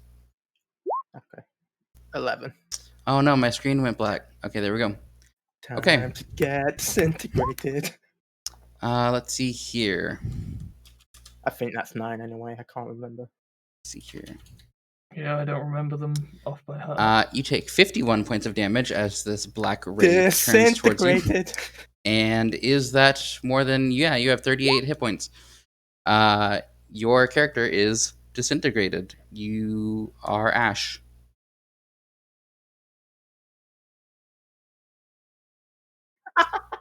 Second stream, I'm dead. I was knocked unconscious in the first and killed in the second.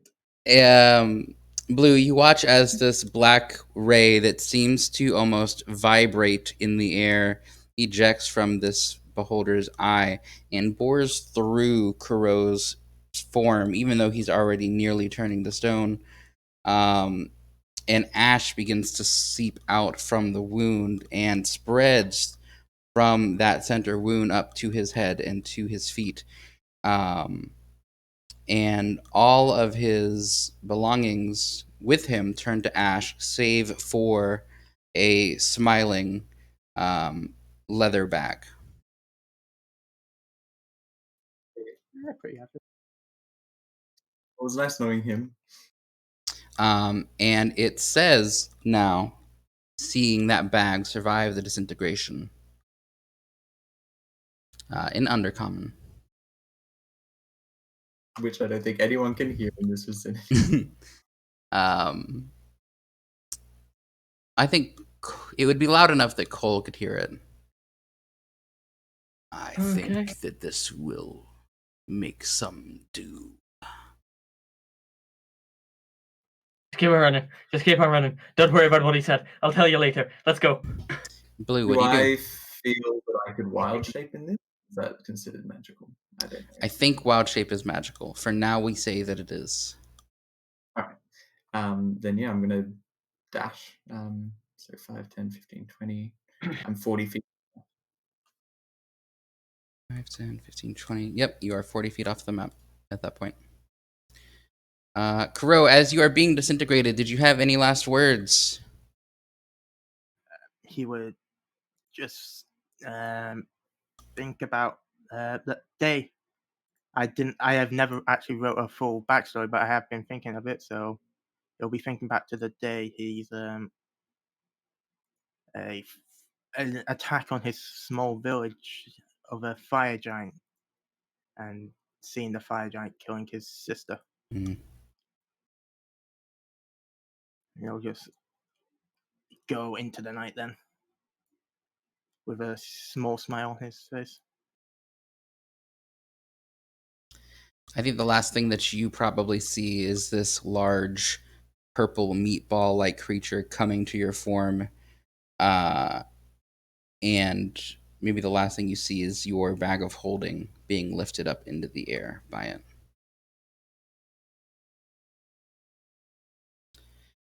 The rest of you, I think, unless you have intentions to do otherwise, are able to escape.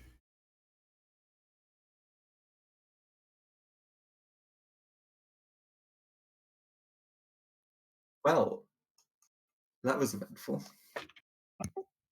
I think Bulwarker's just going to start punching the fucking wall in anger with his thunder gauntlets. Can somebody tell me why he ran towards that thing? I don't know. What? He speaks a lot of languages. I'm surprised he couldn't understand common and run away. God, Oh, King, damn it!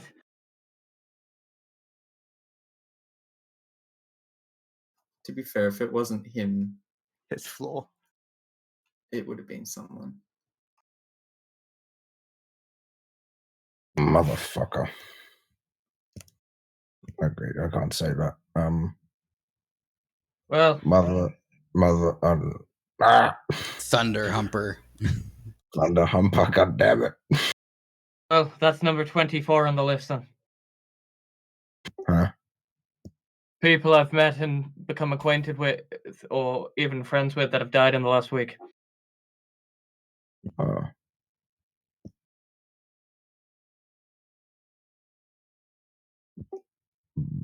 I'm Starting to sorry. think I might be a bad luck charm.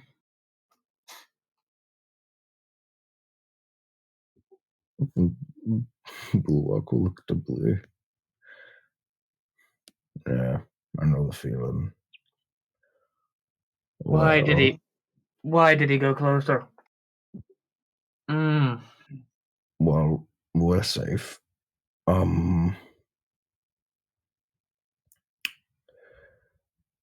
we going to keep on going to Gauntlegram, or are we just going to head home? Well, to Waterdeep, actually. Don't have a home right now. I mean, what's this guy gonna do if we don't go to get to Gauntlegrim? Well, he just said, we wouldn't go to Gauntlegram. He never said we had to give the money back. I think we have to give the money back. No.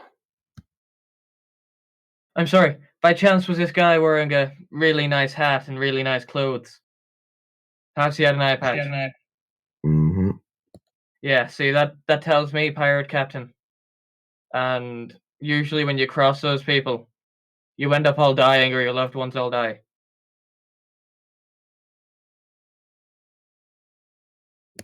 Huh.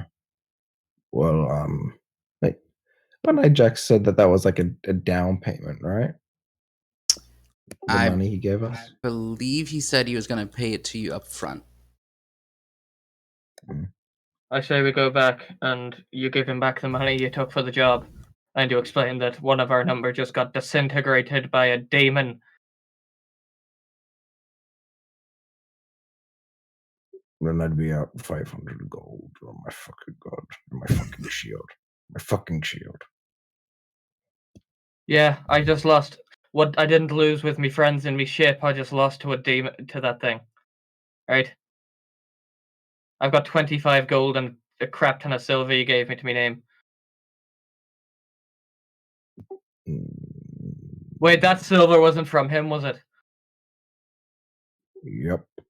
Oh, son of a biscuit. Alright, you gave me 1,000. Right? No, 500. Oh, Christ, I can't remember. Yeah, I gave you 500 to silver.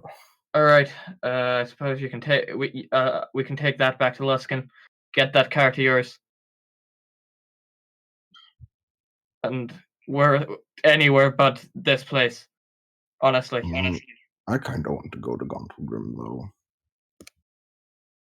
Did you not see the big pussy eyeball? I hate to say it, but if there's creatures like that around every corner, I don't want to. I mean, I didn't know Cura that well, but I don't want another one of us to be disintegrated.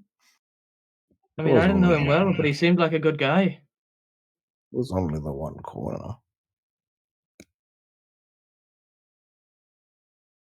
Reminded me of me first mate. So, lighter in the skin.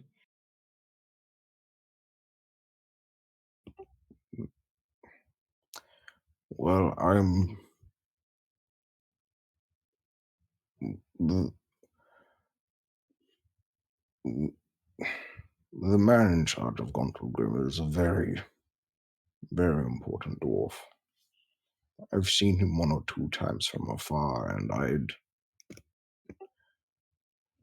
this letter, I think Bork will take it out as a excuse almost to make the journey to Gauntlegrim one day. And I'd like to go there. It's an important site for dwarves. And if we don't have to go, we don't have to go, but I'd still like to try one more time. If we see anything else, we can head back, but I'd like to give it one more go. Like to leave. If this ends my life, I'm haunting your ass until you die.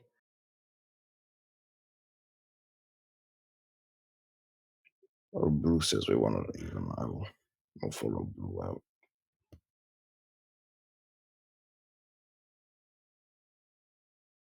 Time to return the money, I suppose. Well, he did give us a. Perhaps we can come back later. But Does for it- now, let's leave. Yeah. We're gonna have to head back to Luskin anyway. You think he's not gonna question the status of the mission? Why are we heading to Luskin? Isn't that where you left all your shit? We Part. left it at Port Laugh. No, I thought you said you returned it to Luskin because it would be quicker to walk from Luskin to the thing. Oh, you definitely haven't Yeah, been we to. left. You haven't been to Port Last yet. Yeah, we left it all in Luskin, haven't we? Did we? Okay. Yes. Yeah, because you basically decided that going to Port Last would be just as good as getting to Neverwinter. Alright, well then, yes, we would be going back to Luskin. So he's gonna want to know what happened anyway. Yeah, well, we can explain. That's fine. Son of a bitch elf.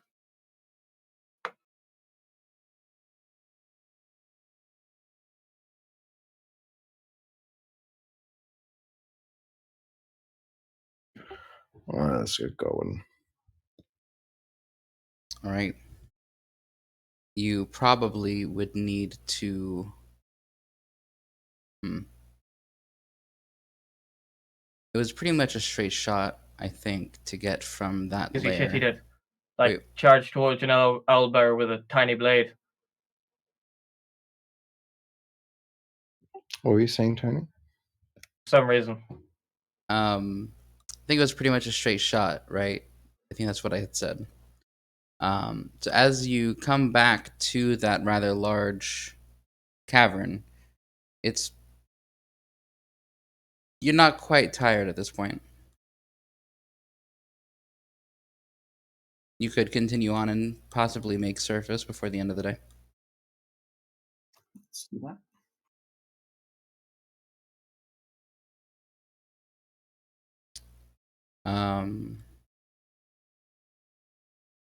Blue, if you are still leading the way, go ahead and make me a survival check.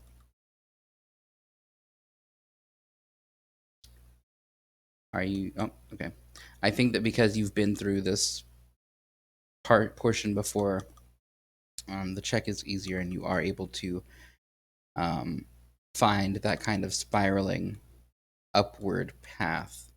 And I think that as you breach the surface, the moon has risen considerably, and it is night in the Neverwinter Wood.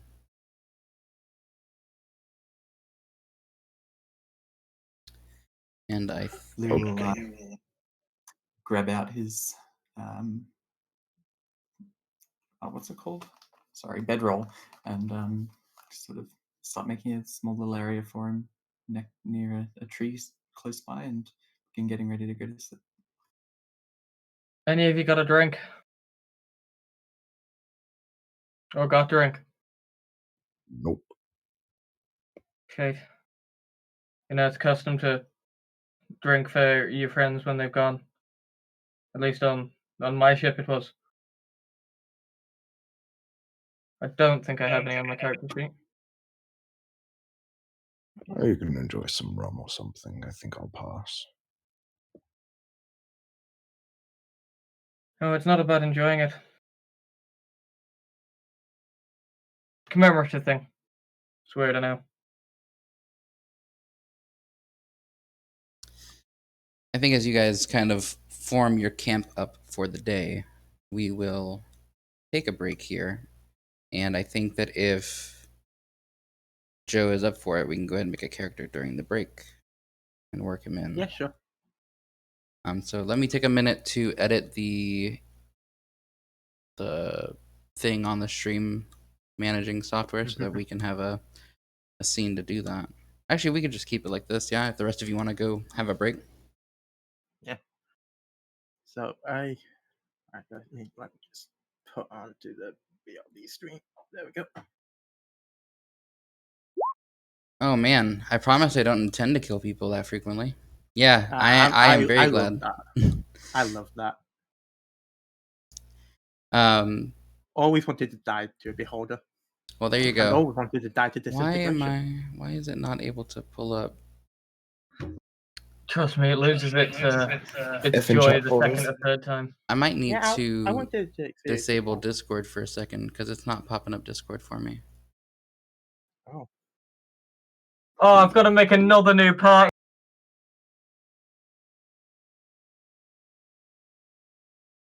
There we go.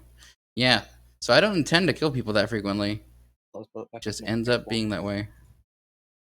Okay, there we go. Hey, it automatically joined me back. Let's see here. Art room.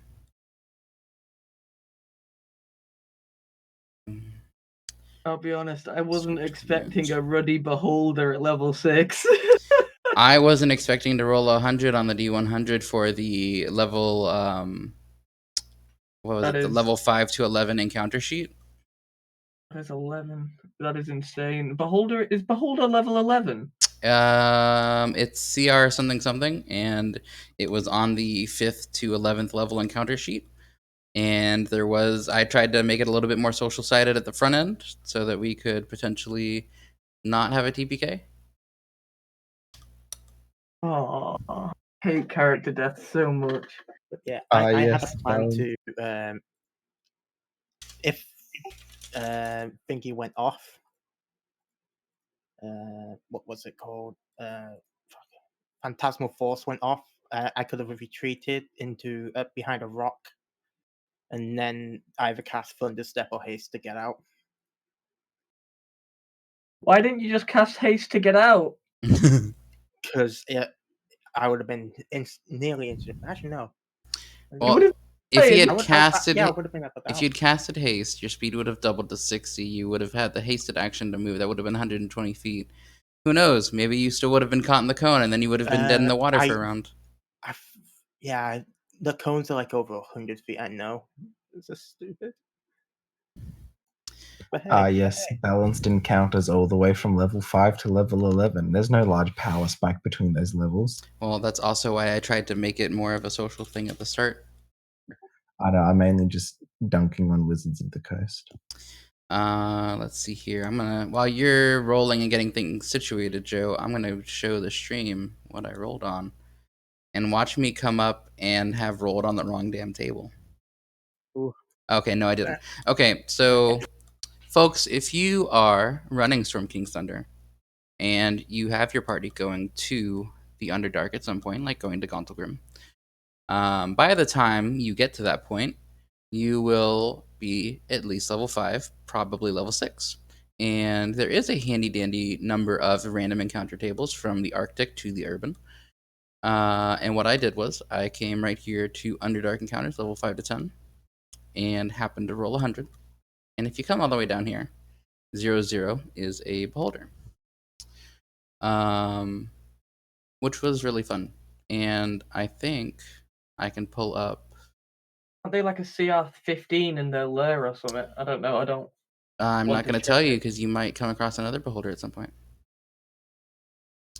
So here are the notes that I wrote for the encounter. I'm not going to verbalize them, but people can look. There are some implications for later in the game had certain conversations been had.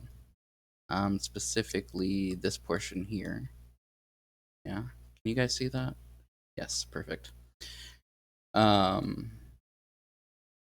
what I was hoping would happen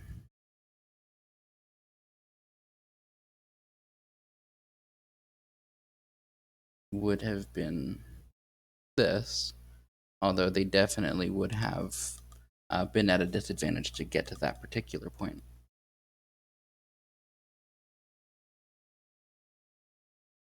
But yeah.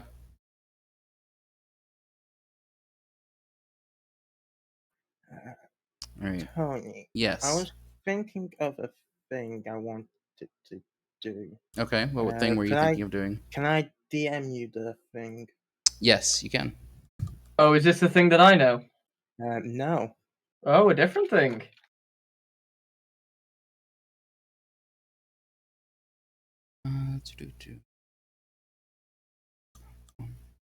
I'm assuming you're DMing me on Discord. Yeah, it's. I'll just give me a sec. What was the gold total of the party at that point before Kuro died? I had just over 400 gold left. I had Before I threw 400. 225 and gave 200 to the beholder, so I'm left with 25 and 1,125 silver. Lou had no gold. He gave it all. I had about 1.5k, 1.6. Okay. And I lost about 400. I can't remember exactly. You gave away 100. Did I? Mhm. No, then I gave away. Did I give away 100? Gave away 100 and your 100 shield. and your shield. If not, Tony, I can just. Oh, no. Okay. Sorry. All right. I don't have enough time to review that right now. Okay. And I am very homebrew averse. Okay, that's fine. Right, I need a. Let me find a token to just base stuff off. Joe, do you want to DM it to me? I'll DM to you. It's one of the things from the Nat 19 crew, and I am sure that it's great stuff, but without having enough time to look at it and look over it. Yeah, that's fine.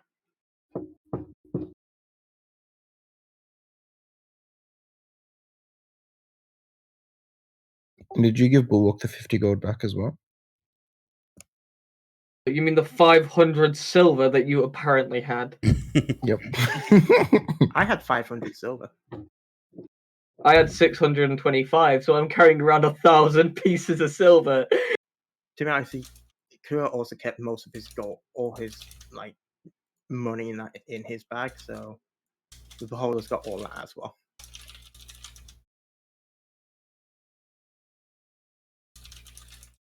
I was just not expecting that at all. Jesus. I was tripping hot sweat when Ollie, you made that comment in the Discord server about a couple days ago, and you were like, "I bet it's a beholder," and I was like, "No, of course not. I wouldn't do that. I would never do that. I wouldn't do that to I you thought guys." it was so bonkers that it couldn't possibly be a beholder, but here we are. Yep. I came up with a whole little backstory. Had some story implications there. Well, there was no way in hell we'd ever be able to fight it. Yeah, they don't have a lot of health. If you were very lucky with your dice rolls and your damage rolls, you could have had it. Because I also I think the thing about beholders is that they death is one of the, and I think Bulwark would know this and would probably be talking about it at some point. Like the one thing they fear above all else is death, right? So if you had probably whittled it down enough, it would have tried to capitulate you some other way. Doesn't it have an attack that's like 10d10 or something crazy? 10d8, and that's what I disintegrated your wizard with. Oh, I thought it had one that did like 10d10. I think 10d8 is the worst one. There's the disintegration ray, and then there's the death ray, and I think the death ray does necrotic damage. Yeah. So what are you thinking about building, Joe? Possibly a paladin. Ooh. Oh, interesting. Okay. There are a paladin to a god, or oath of the See crown. my sheet. A paladin to a dog. He's just very dyslexic. You would like that, wouldn't you, glad Jack? Ave is okay. You want me to normalize your dyslexia? Maybe. But I'm glad Ava is okay. Actually, funny point. When Ava would have been in that cone, she would have been released from her true polymorph curse. Wait, what? I'm kidding. Huh? She turns into a great ancient silver dragon. What did you say, Joe? I didn't hear you. Would it be fine if I on my sheet race and wait, that's the wrong race. Yeah, I gave you a new sheet, I think. Yeah, I'm on. How do you have a token already? Joe has a. Oh wait, no, I have a folder of tokens ready to go. Okay, yeah, I was didn't want to spoil that if it was So, a secret. if you're going to be a drow and you want Yes. to be a good aligned paladin, there is a perfect god for you. Yes. If I you was don't know thinking, already. Lol. No, Aliashri. I don't. I've never actually played like a proper like cleric or paladin, so I've never really looked into the gods. I think that's how you pronounce Joe's how you say just her name. Joe's just gone. I failed a save and died. I'm never going to fail a save again. Locks in Paladin. Okay. Here is the link if you don't know anything about her already. I think she's top notch. However, I will let you know before you finalize that and put it into stone. Your sunlight sensitivity is real. Yeah, I know. Okay. All right. Making sure. Oh, I hate sunlight sensitivity. Because I'm cool with you doing it. I'm all about having drow. They're not all evil. The schism hasn't quite happened yet as of this game.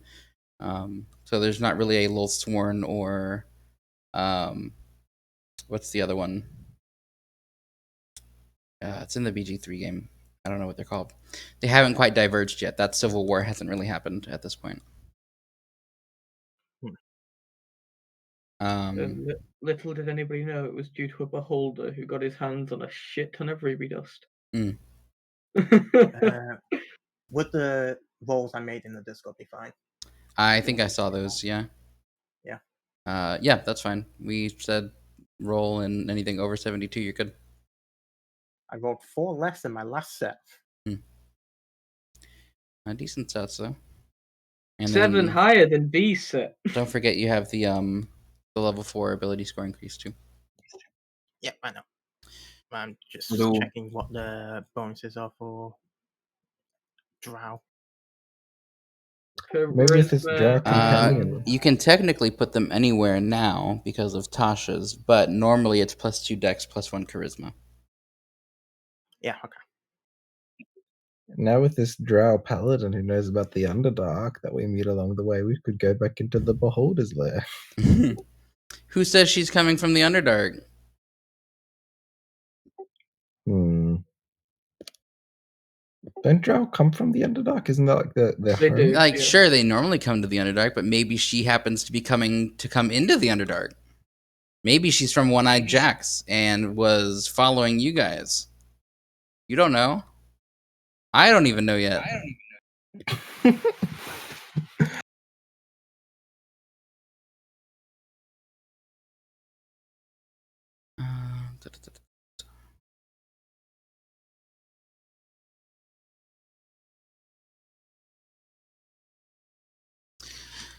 Tell us though, Joseph, what are your thoughts? Are you escaping from the Underdark or are you heading back in? Yeah, I was thinking of escaping from the Underdark. Gotcha.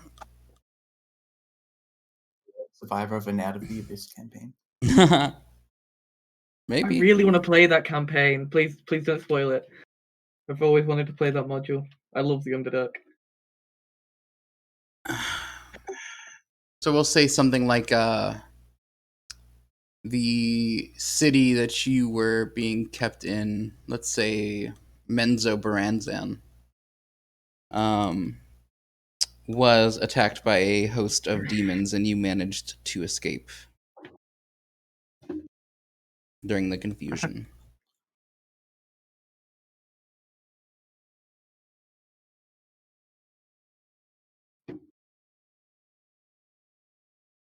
Oh, what else can we talk about? Oh, I know. So here's the thing that I did. Before we started the stream, I bought a couple of unpainted beholders because I was going to sell them on like Etsy or eBay or something once I painted them. But what I'm thinking is that, not on there. I will at some point stream painting that beholder, and then during one of our streams, if we get like a large enough crowd at some point, give it away. I feel like that'd be pretty cool. because I have one of my own already that I actually painted pink and purple and used as a reference for my description of this one. Maybe I'll give that one away and then just keep the other two.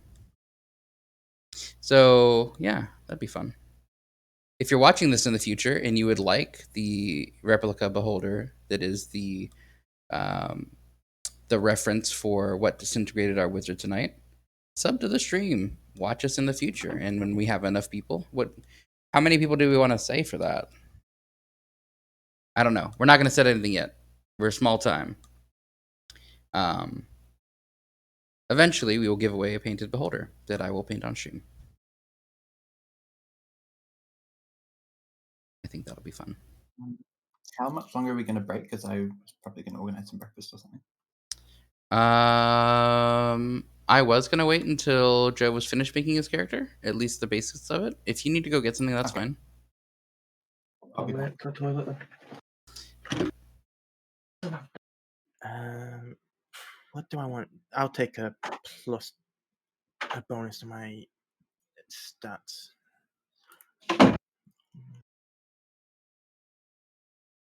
Roll that d10 for me too, Joe. For Starting wealth. yes. Okay.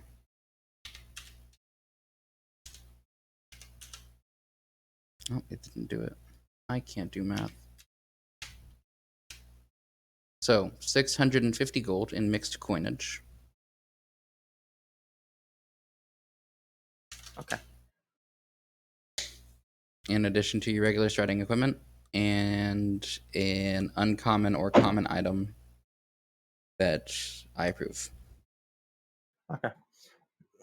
Stuff of the Magi. Alchemy jug, constant mayo. I'm going into the magic items table. I it fell alchemy? the other day walking up my steps. I had gone out to get breakfast and I was wearing my slippers and I fell on my steps. And I'm fine. My slipper has not recovered. And the bottom of my phone case is scraped up because my porch is concrete, so I guess it slid on the concrete for a bit and scraped up. And I'm very annoyed.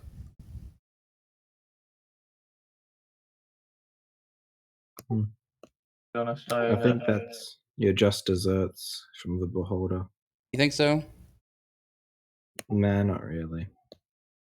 I don't think I, they're equivalent. Beholder is worse. yeah. What kind of paladin are you thinking? Oh my god. You know what? I know that you didn't get to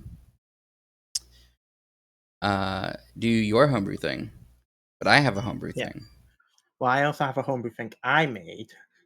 Oh no. I might publish somewhere at some point. Maybe Well, to- here you can, if you're interested in this, playtest this because I plan on also publishing this at some point. BC or SMG? Huh? The abbreviations of the two homebrew things I know Joe's made. Oh, I am working on a whole setting, and I intend for it to be a really big project with BC. Okay. with subclasses and whatnot. But it's something I've been working on for a few years. I'm helping a guy create a system right now, a whole new system right now. It'll be the third one I've worked on. So Joe, I posted in the Discord what I was talking about. I have it open right now. I'm just having a quick.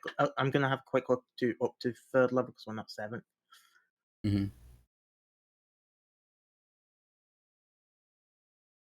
Yeah, really. I could never make my own system, but I do really enjoy being helping other people make theirs. That's always fun.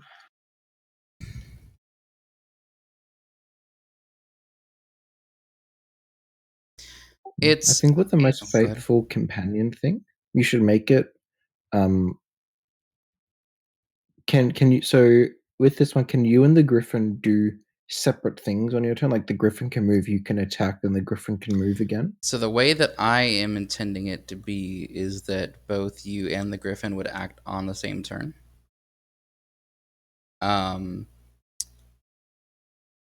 You have a Griffin? The intention is that you are riding your Griffin for that, for those abilities to happen.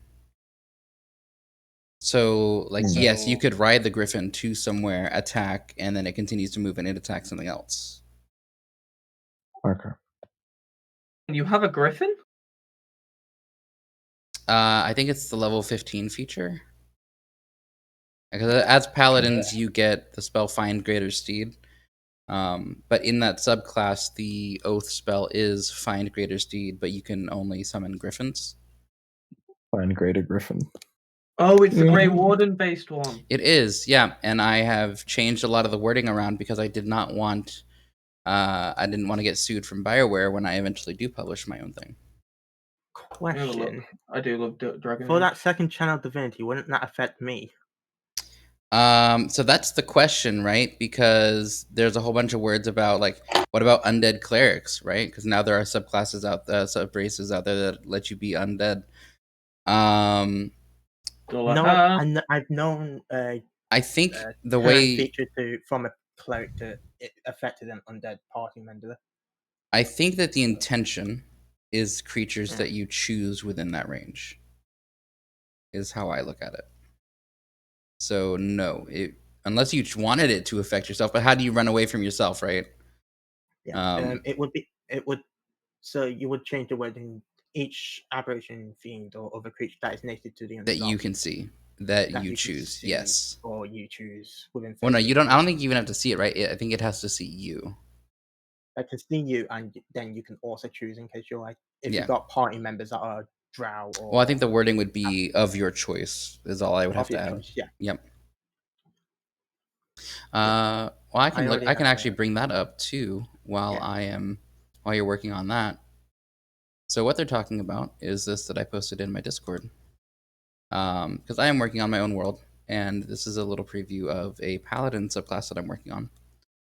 Oath of the Chthonic Warden. And Chthonic is a word that you're probably thinking, that looks like Cthulhu. Well, the wording for Chthonic has to do with things that come from deep, dark places. And in the world that I'm building, there's a particular section of the world that is being overrun with creatures from below. It is very much Dragon Age themed. It is all about protecting a location, protecting yourself, protecting the people around you. And let's see here, because I can go and make the edit now. Of your choice.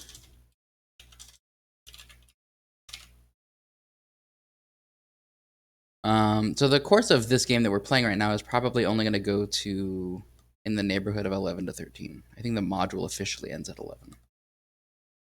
So we're going to look at the 7th level and below features. Oath spells, Channel Divinity, and Aura of Resolve. So your oath spells here that you're going to get during the course of this particular game are Compelled Duel, Detect Evil and Good, catching a particular opponent's attention, and sensing foes around you. Like I said, very much Dragon Age themed. The Grey Wardens can, because they're imbibed with the taint, insert taint joke. Oh, damn it, I was actually going to make one. Can detect creatures of the blight around them. And so that's kind of what that is. See invisibility, warding bond, beacon of hope, magic circle. Coming over to the channel divinity, you cannot be frightened. Each creature of your choosing within 30 feet cannot be frightened for 1 minute. And if creatures are already frightened, the condition is suppressed until they move away or you're unconscious or incapacitated. Now, the big one here that would be important for the setting that I'm building is this turn the Chthonic. So creatures that are native to in Faerun would be called the Underdark. I haven't decided what it's called in my personal world. Have to make a wisdom saving throw or be turned, similar to a cleric's turn undead ability. And then level 7's Aura of, well, I guess it's not resolve anymore. It was temporary hit points, but I thought that was too similar to another subclass, so I'll have to change the name of that. But granting a dark vision range of 60 feet to friendly creatures within 10 feet. Maybe what I need to do with there is you and creatures of your choice up to your charisma modifier, because I know paladin auras work off charisma modifier, so I think I'll change that too. You and creatures of your choice up to your charisma modifier. Minimum of 1.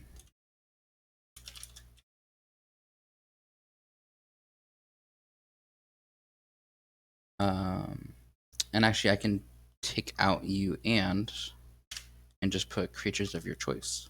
That way you aren't automatically included in that limit. So starting at level 7, creatures of your choice up to your charisma modifier, minimum of 1, within 10 feet of you gain 60 feet of dark vision. They cannot see color when relying on their dark vision. Only shades of gray.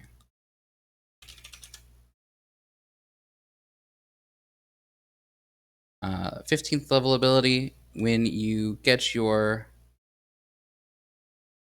Find Greater Steed at 13th level, you've been using your Griffin for 2 levels at this point. I'll probably have to do some wording around, but basically what this is supposed to do is kind of really reinforce that you and that Griffin are bonded. And then the Last Stand giving you a 3rd attack, giving the Griffin a 3rd attack. You crit on a 19 as well as the Griffin, and you and your Griffin have advantage on chthonic creatures.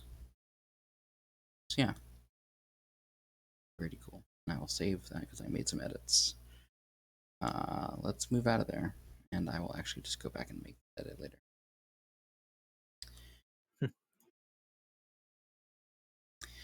All right, Joe, you done?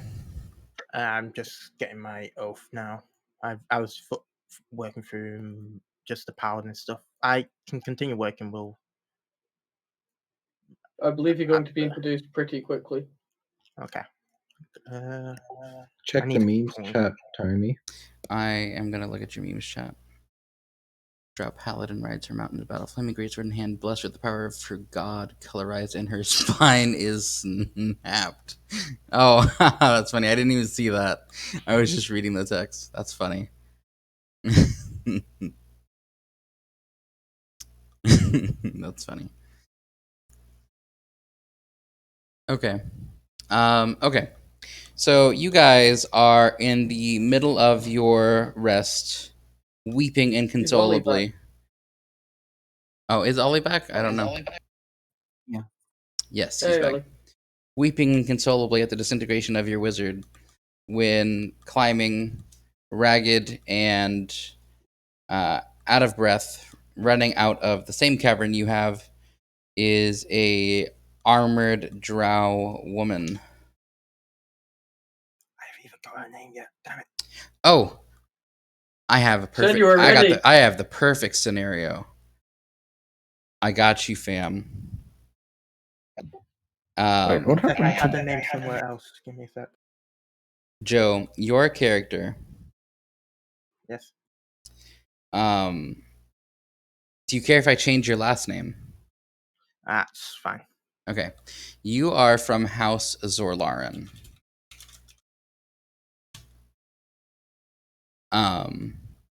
And you were being transported to Gauntlgrim to act as muscle, enslaved muscle, but muscle nonetheless, for a pair of wizards and their accompaniment, who were going to carry out a covert operation in their now fallen city. They were there to steal something very important, and you would also know that there was an item that one of these drow wizards had, a flask, an iron flask, that was somehow key to their operation. And the contingent of drow wizards, the 2 wizards and their bodyguards, were attacked in the Underdark. by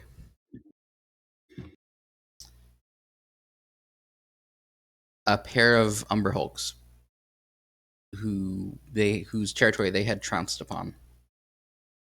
And in that confusion, you were able to escape. Okay. And this being the closest entrance to the surface, you said, "Fuck Gonal Grim, I got nothing there."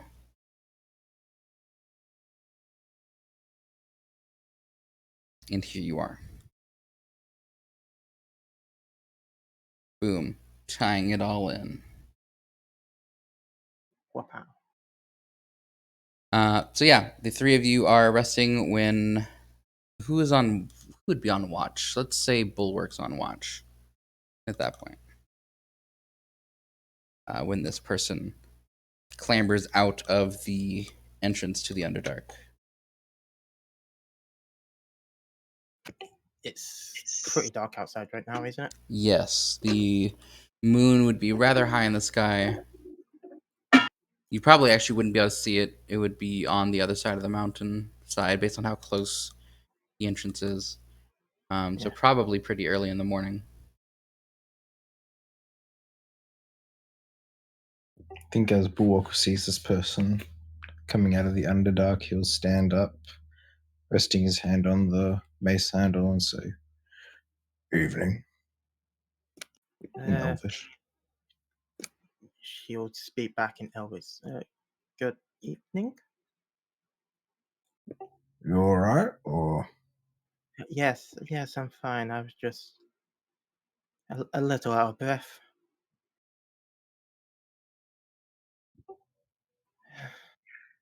are you lost?"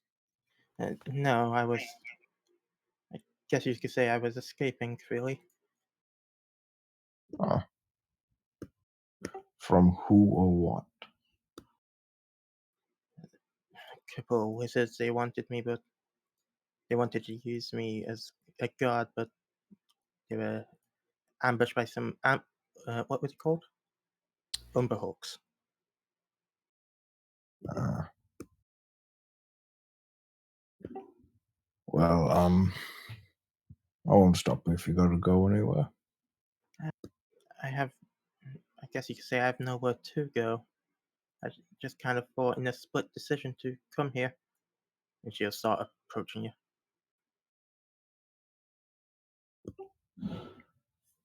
I think Bulwark's gonna whisper under his breath in Elvish. That's a fucking revolving door, isn't it? Um, well, you can spend the night here if you want, or I can point you in the direction of Luskin. Now, if you don't mind, I don't really know much of the, I guess, top world. I've lived my life entirely in the, or down there. Oh, fair enough. Well, yeah, stick around here for a bit. It's not too bad. We don't bite. Uh, Neither of us are too against the drow either. You speak Thank you. Undercommon? Give me a sec, she will. Yeah, I think they automatically get Elvish, Drow, Undercommon, and Common. I don't think drows do. I didn't see it in their thing, but I get to pick one proficiency. They should have free Undercommon. Yeah, it's one of the main languages. But I didn't see anything in the subrace. That's weird. No.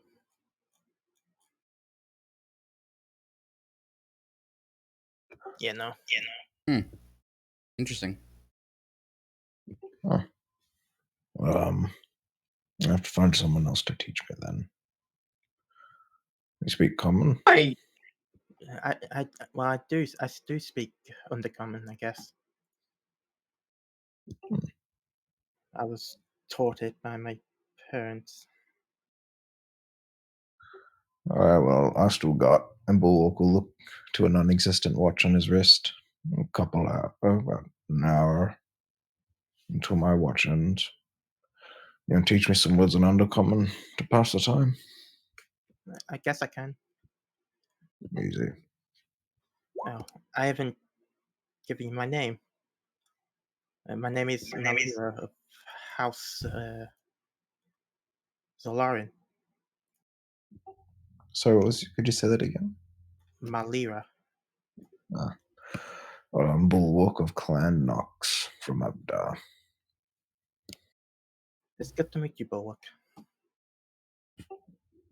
So we'll meet you as well.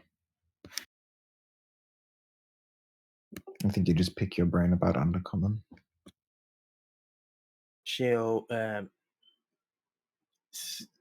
yeah, she'll let you, but she is very what's the word? Reserved.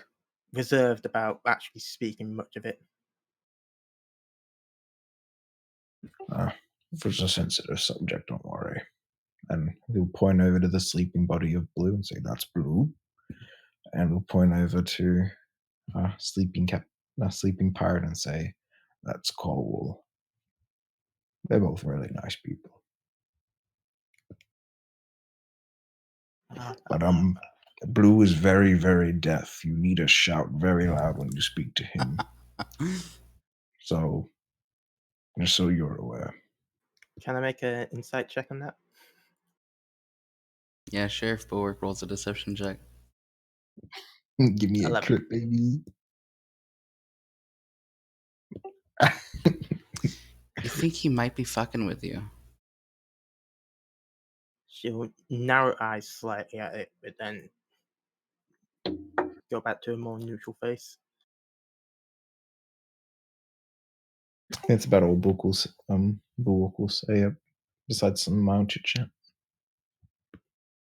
I think after a short while of conversation, Bulwark, you probably had the last watch. The sun does begin to crest over the Sea of Swords and into the Neverwinter Wood. And Lyra, you have to kind of squint your eyes, probably for the first time seeing the sun, and it burns a little against your skin. Mm. Mm. Right. What are we doing today again? Good morning. Well, this is our friend. God, Jesus. She's kneeling down on possibly next to Bulwark. More of a more what's the word? I'm bad with English. Mm. Anyway, she's kneeling down next to Bulwark. It's just you can see now she has a pretty big size shield on her back, a long sword to her side, possibly more magical weapon or item I've yet to pick up. Where did this one come from? I came from down there. She'll poke you to the cave.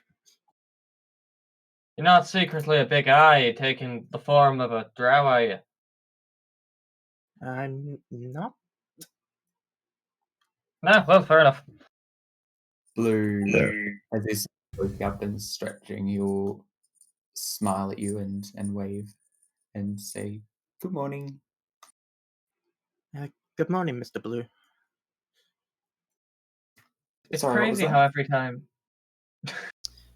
Malera, when he asks if you are the Big Eye, you would recall that prior to your party being ambushed by Umberhulks, they had purposefully avoided a particular path due to knowing in advance, um, due to divination magic, that there was a beholder down, and would chose a specific other path with it. Ah, okay.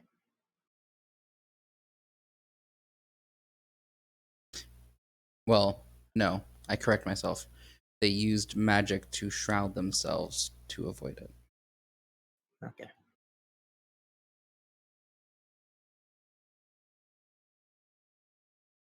So Blue, as you said good morning, he said, "What was that?" Um, Good morning, Mr. Blue. Your friend Bulwark here gave me your name. I guess I should give you mine. My name is Malira of House. What's my sheet? And I keep forgetting. Zolaran. So Lauren. Hello. Nice to meet you. It's not every day you wake up with someone helping out your dwarfs Creepily within your staring at you whilst you sleep. I don't think she was staring at us. I'm sorry if I disturbed you, Mr. Cole. Ah, shit, she knows my name too. I don't owe you money, do I? No, you did not. I merely came across your camp and Mr. Bulwark here invited me. You're not And related to a Actually, guy called Benji. who? Good. well, we're heading to a town called Luskin, and then we'll be heading back down south toward Edeep. We are adventurers and go around killing things and protecting people for money. And Technically. technically, but we haven't done much of that recently. Technically, I'm a pirate. Ah, well, he's a pirate. Pirate? Yeah. We go on boats around and rob people for the giggles. What's Kinda a seems giggle? fun. I wouldn't go around robbing people though, but maybe going one of these boats would be kind of fun. Oh, it's a great time. And Cole's just going to regale you with tales of the great open water and how great boats are. She'll be sitting there, eye wide at you, very interested in your stories. Let's be careful when we're putting objects down. So that way we're. Yeah, sorry, dropped my phone. So, what is your plan for the day? The sun has risen, and it is indeed a new day. Back to Luskin, eh? Let me go to Luskin. Malira, was it? Yes. Keep your money pipes close to you. No, okay. You'll lose it in Luskin if you don't. No, I'm take it at assuming you. hand. I'm assuming you told us. I'm like, do you have any money? You said you were a slave. She wouldn't have said much of her past. She would just. She hasn't actually said even nothing of her past, really. I thought you'd explain to Bull. We would have heard it. Well, Bork asked for lessons in Undercommon. She would. When you came out, you said you were escaping from visits. Well, you did say that, Joe. Me have goldfish memory. Yep, I think you said that you'd escaped from somewhere. You didn't say specifically where or why. Yeah.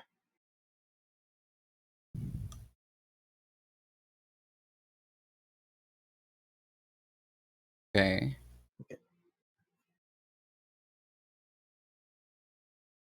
I think there's a long pause, Blue, as you give this question. Sorry, what was the question again?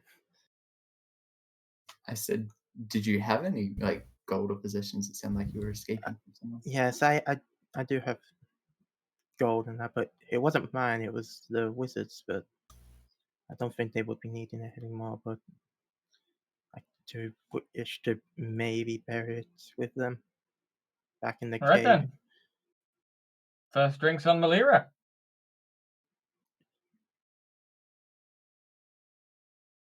So I'm also currently just sorting out my spells as well. Well, let's get to Luskin first. Oh yeah, shite. We got a very most likely pissed off drow. Maybe, but it doesn't matter. All right. We'll start walking west. West. All right. Are you leading the way, Bulwark? I'm just heading directly west until I hit the track, so I don't know. Maybe? Sure, I will lead to Blue is Right. leading the way. I want to do it once. Let me do it. Sure, you can do it. All right, Bulwark, Yeah. roll a survival check to see if you can navigate yourself out of the Neverwinter Woods. Do I get advantage because I'm just heading west? No, you don't necessarily know which direction is west. That's part He of the has a survival compass. check. Well, you got me there. No, okay. So I think the compass will give you a +1 on the survival check. Nice. So will 2 compasses give me a No, +2? that's not how this works. Confirm your compasses. Always confirm your sources. Now, if you had a map to go with that compass, maybe that would give you an extra +1, but you don't. He has a Ruckus's map. Does he have a Ruckus's Doesn't he? map? Well, they were using it to get to No, I don't think. I Goldbrand. don't think a Ruckus gave him the map. That map died with a It Ruckus. took 5 minutes. Yeah, you just gave me your gold. This is a representation of where you are in the country, or in the Sword Coast. You have lost your physical map. But yes, no, able to head completely west onto the tile that you want. Day is done. And having come back to the coast side without issue, you are able to swiftly make your way back to Luskin. It takes you about 3 days total to get from that entrance to Luskin, without any interruptions from roadside vagrants or nearby creatures. And so you come to the southern entrance of the City of Sails. Oh, why am I all the way zoomed out? Just outside the captain's court. The gates are open. It is once again exactly as much of a letdown as it was the first time. Perhaps you think that this will be a reprieve from the wilderness, but your nostrils are filled with the scent of unwashed masses and street debris. And you make your way to the One-Eyed Jacks.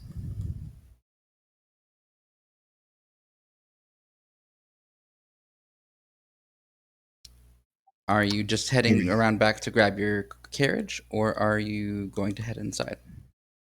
Head inside, I'd imagine. Yeah, we'll head inside. I will After be all, we have following a the rest of the group. Gold under the breastplate. What were you about to say, Kian? I was just saying I was gonna be like, oh what? Oh God, what was I gonna say? God damn it, it's 2 a.m. Sorry. Hmm. Oh, uh, Bulwark.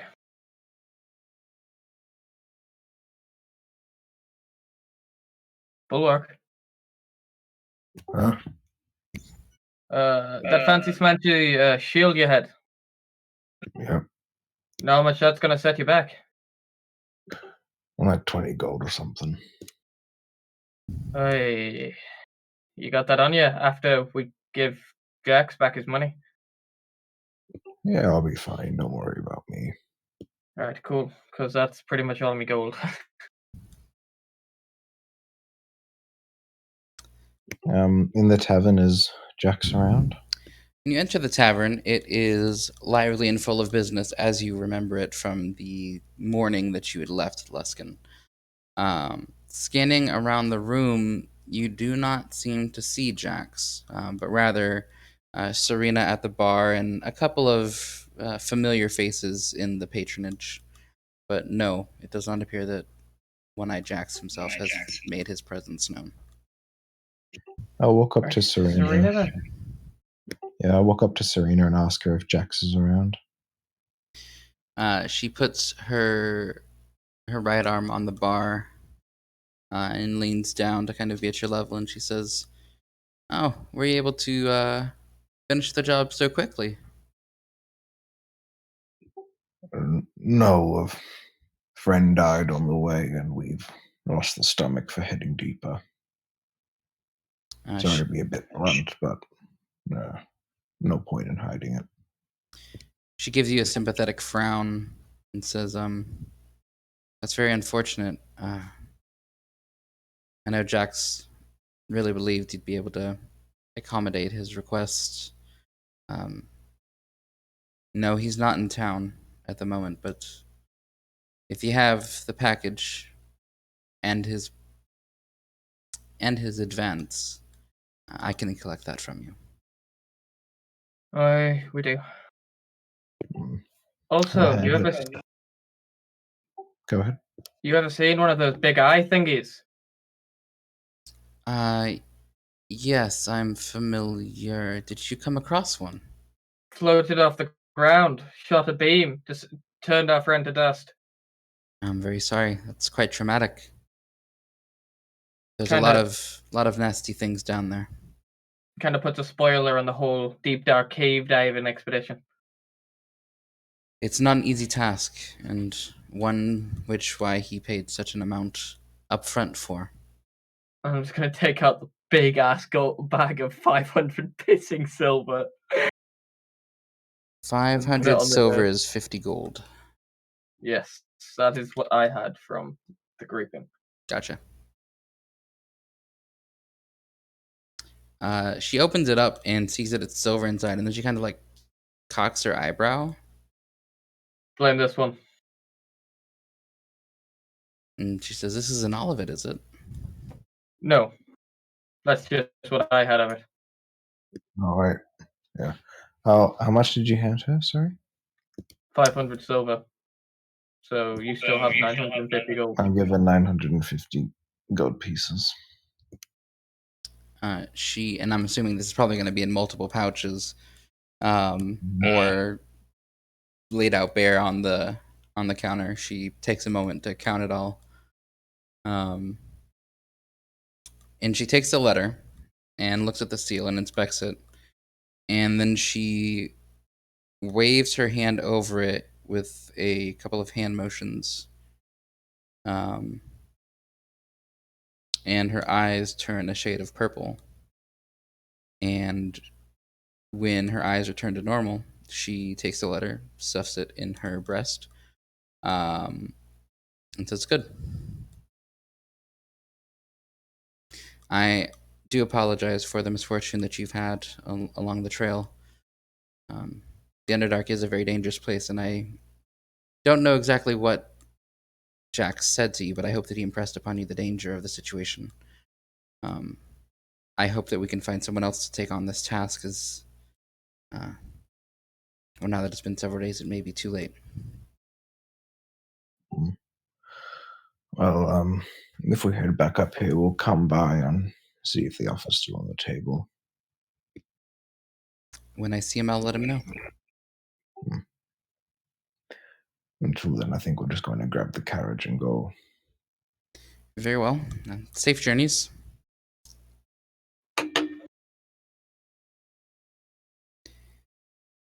And you leave out of the One-Eyed Jacks, around back, secure your carriage, and tie rations and carnage to it, and head out of the city. I hate those horses' names. I didn't do it.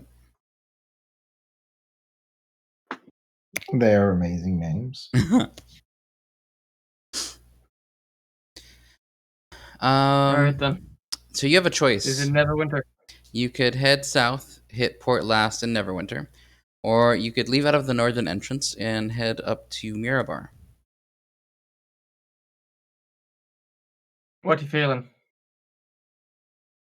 We've got things down on the coast cities. Oh, Well, I Waterdeep. We've also got a quick trip to Mirabar. Could you take us to the map, please, Oh, Tony? I'm sorry. I thought I did.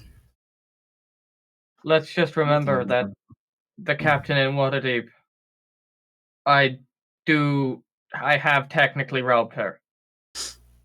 Technically. Well, there's a quick trip to Mirabar, and then we can head back down the coast. what's in Mirrorbar? The Order of the Gauntlet. No, Was that that's in Mirrorbar? that's in Neverwinter. Oh, do we have anything in Mirrorbar? There is a dot on there, so you have a quest there. Oh, There what, was the sorry? Weevil that came from Mirrorbar, but I don't think they are in Mirrorbar. Oh, Yeah, yes. The Weevil was a good chunk of money. It's like 1,500 gold if we caught him. 5,000. But 5,000. Oh, Regardless, A he's not in Mirrorbar. beholder's sum, one might say.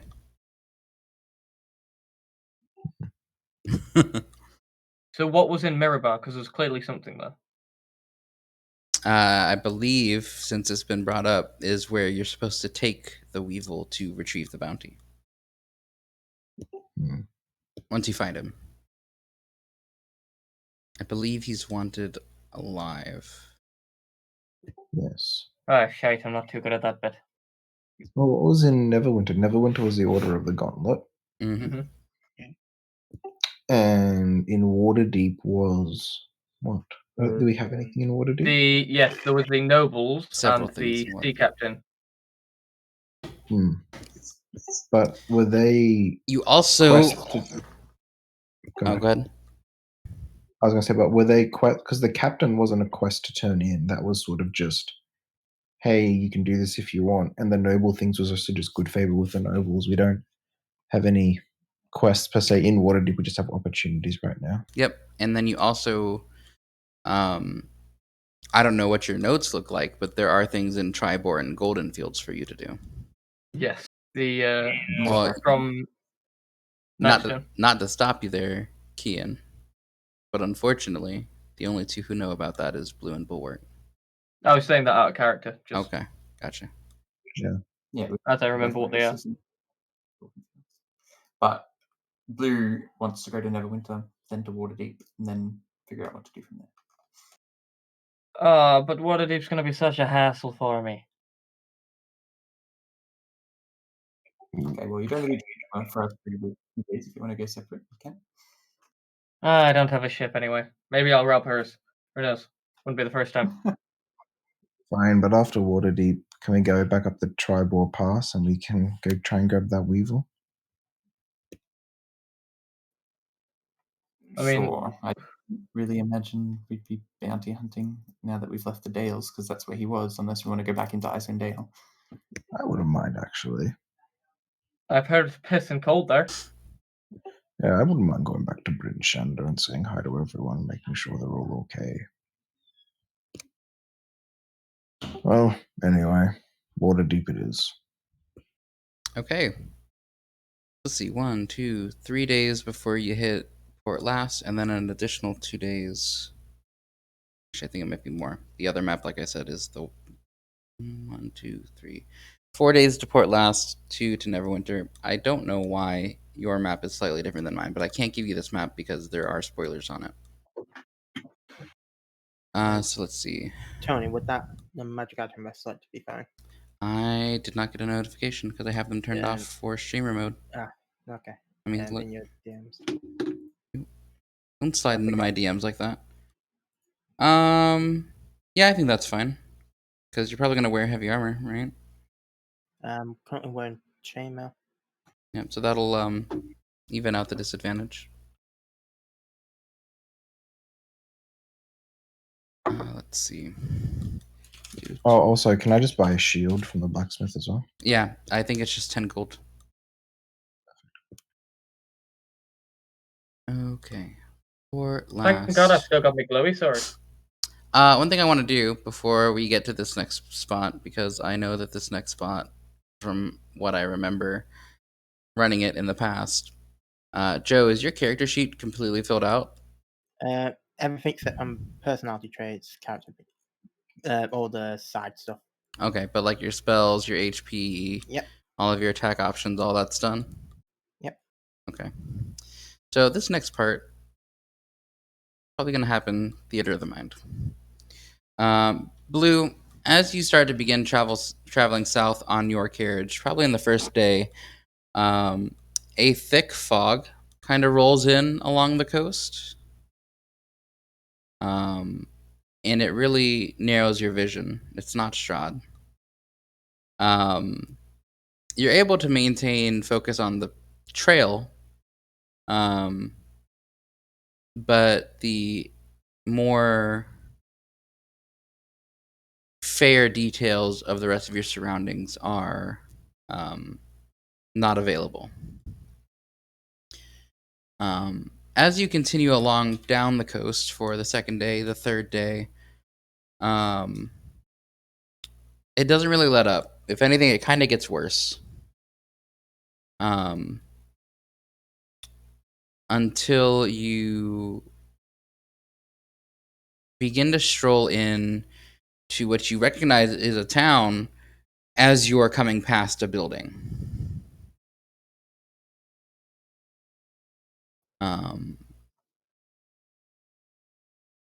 Lucky this road's here and we've gotten lost. Yeah. Well, I don't want to stay in any shanty towns. Let's keep on moving. Yeah, I'd Yeah, agree. I'm assuming fast, right?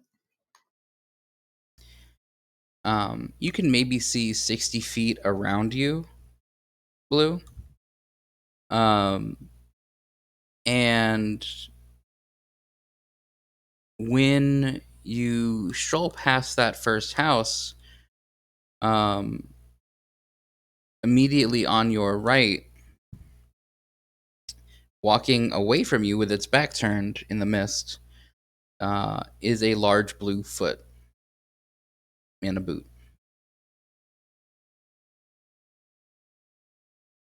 Giant. A familiar blue foot that I've seen before. A very, very large Not blue foot. foot, but like, as in, It's not does it look like a giant. frost giant? I'm sorry, say that again?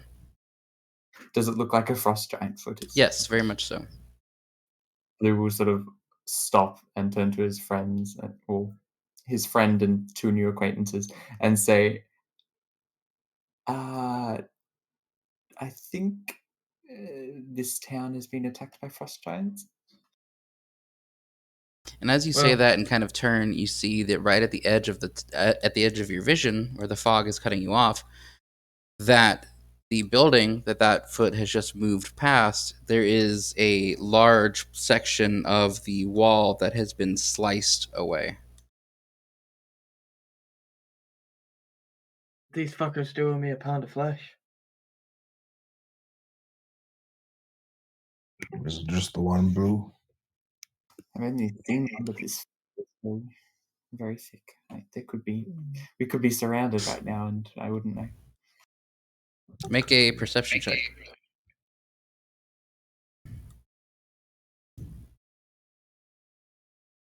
Can I give him advantage? Because I'm proficient? It will cancel out the disadvantage he would have had. You throw out a mirror image. Oh, okay. You're not sure, Blue, of how many there could possibly be. I think you'd probably be comfortable like listening in, feeling the cart shake every once in a while. But there are probably more than one. I think what you do hear is off in the distance, maybe because you know Port Last is it's a port town. It's right on the water. And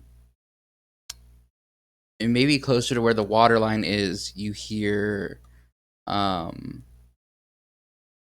howling of a wolf. What do we want to do? What if they're heading towards Neverwinter? What are these? Oh, giants. Bastards.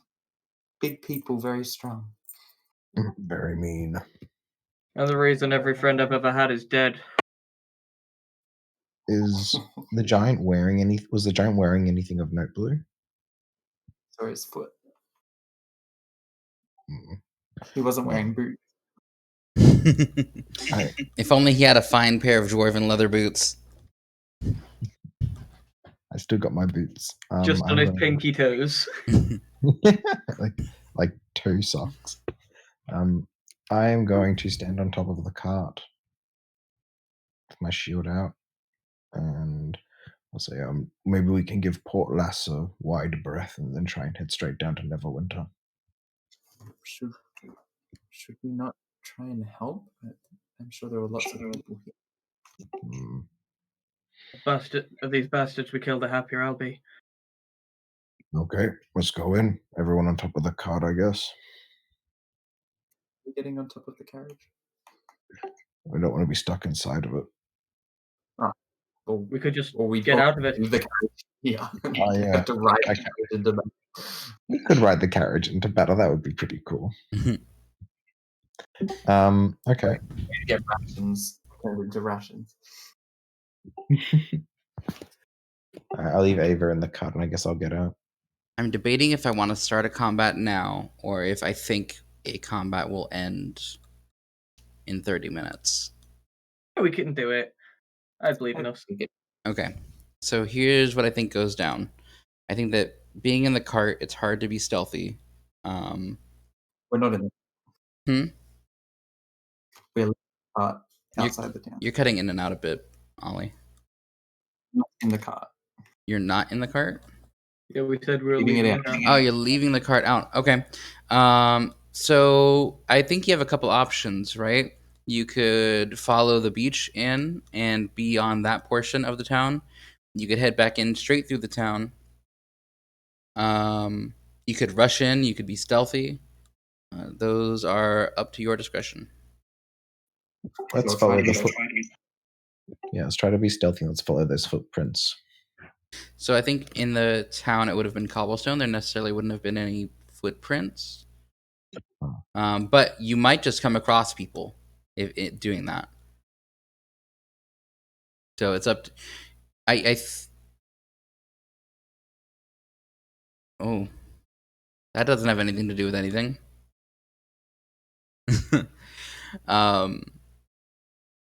So I guess let me ask this: Are you going to be stealthy, or are you just kind of charging in looking for trouble?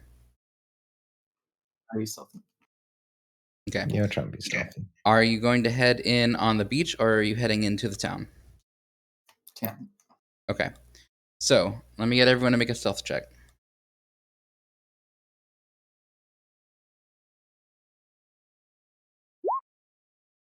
Fuck.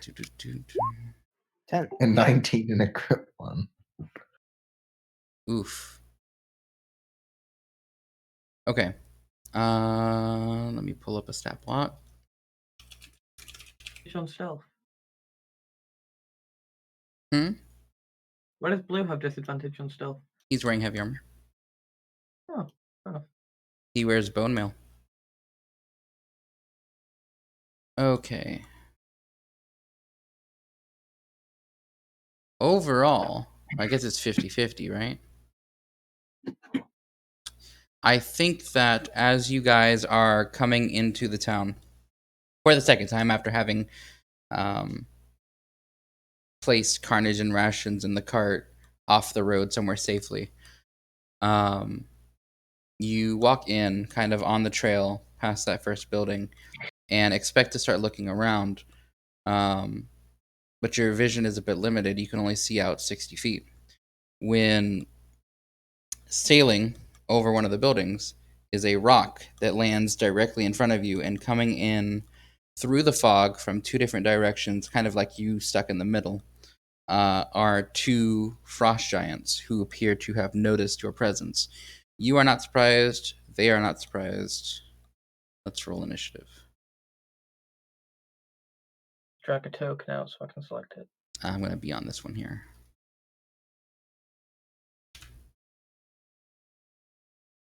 You guys would be about there. 60 feet away from you guys. Oh, are you doing a map? Yes. It's kind of a basic. Just a quick one. Yep. Be about 5 more feet away. Right at the edge of your vision.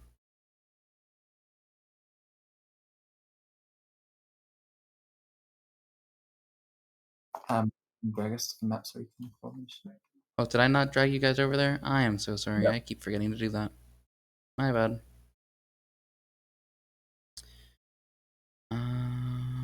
This guy would actually be a little bit farther away, but that's okay. Keep it there.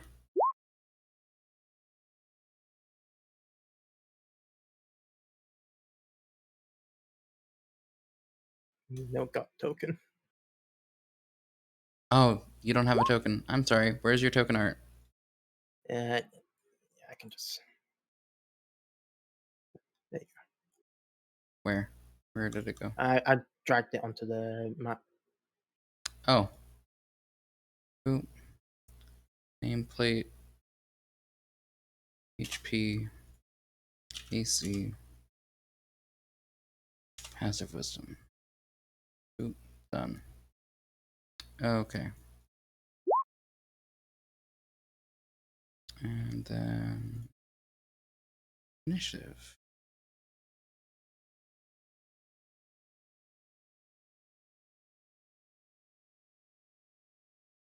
I need one more.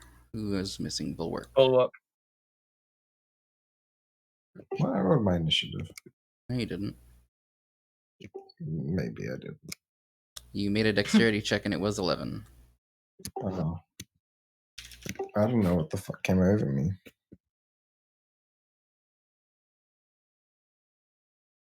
Okay.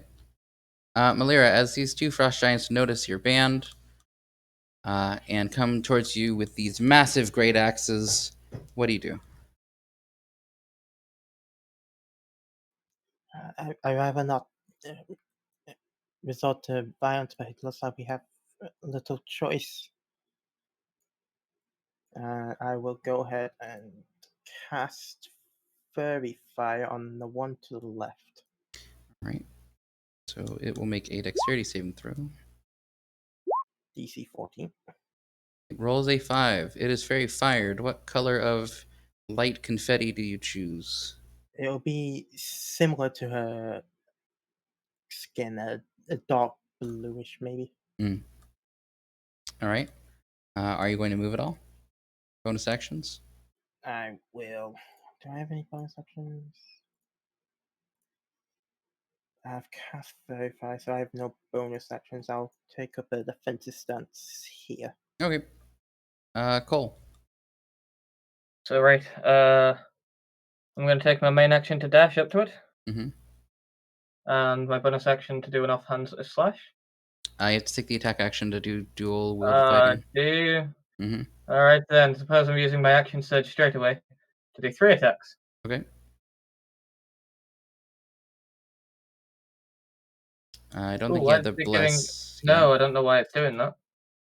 That's an 11 and 13. Well, you should have advantage. You do have Oh, I advantage. do have the advantage. My apologies. So the first attack will miss.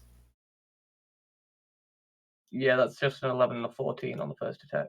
11 and a 13, yeah. The main hand has a +1, Okay. so it'd be 14. And the offhand, let's roll that again. The last attack does hit. Well, the second attack hits, yeah. So And 11 slashing damage. third attack, 15. 15 just barely hits, and we'll deal 10. All right, so that's 21 slashing damage. Yep. Anything else? It's action, bonus action, action surge, movement. Okay. Yep, that's everything. Bulwark, what have you got?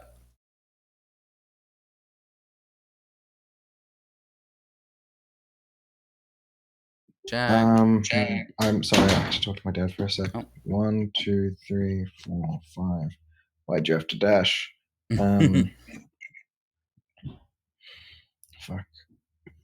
Because I hate giants.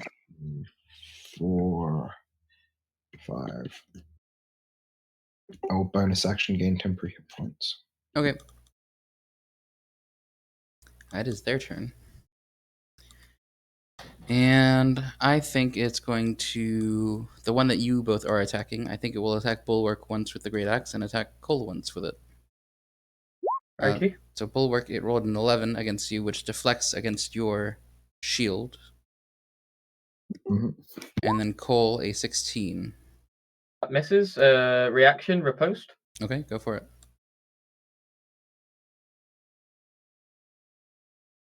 Still an advantage, right? Yes. 28 crit. Nice. Oh, Plus a superiority die. 2 superiority okay. die. 2 superiority die. Yep, it's a dice rolled. What are the chances of 11 that? plus 4 is 15 points of damage. So it slams down with the, well, it cuts across both of you trying to hit Bulwark, and you duck out of the way.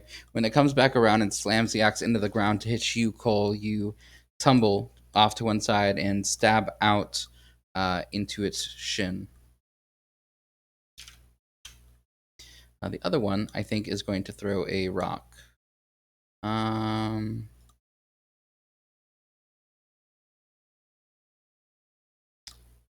Actually, I think it's going to throw a net. It's going to get a little closer.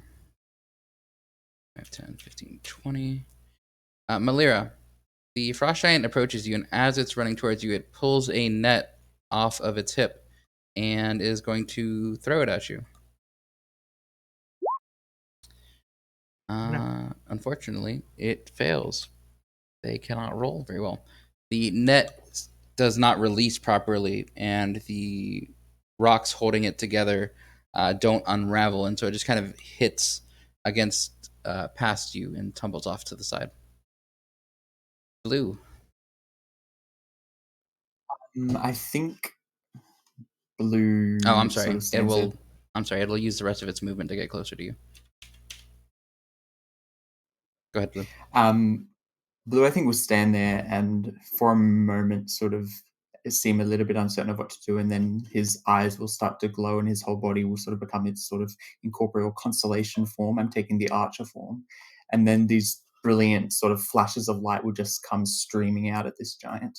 I'm going to use Archer and Guiding Bolt. All right. Go for it.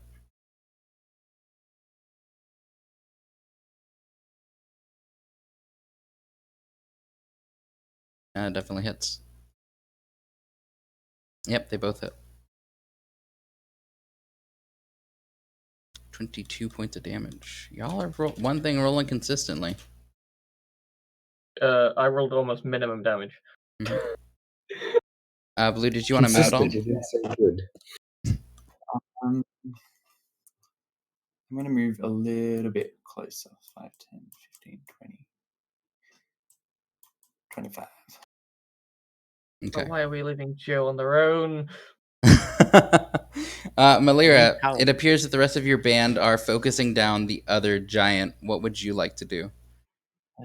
Give me a sec. How much? Coolio.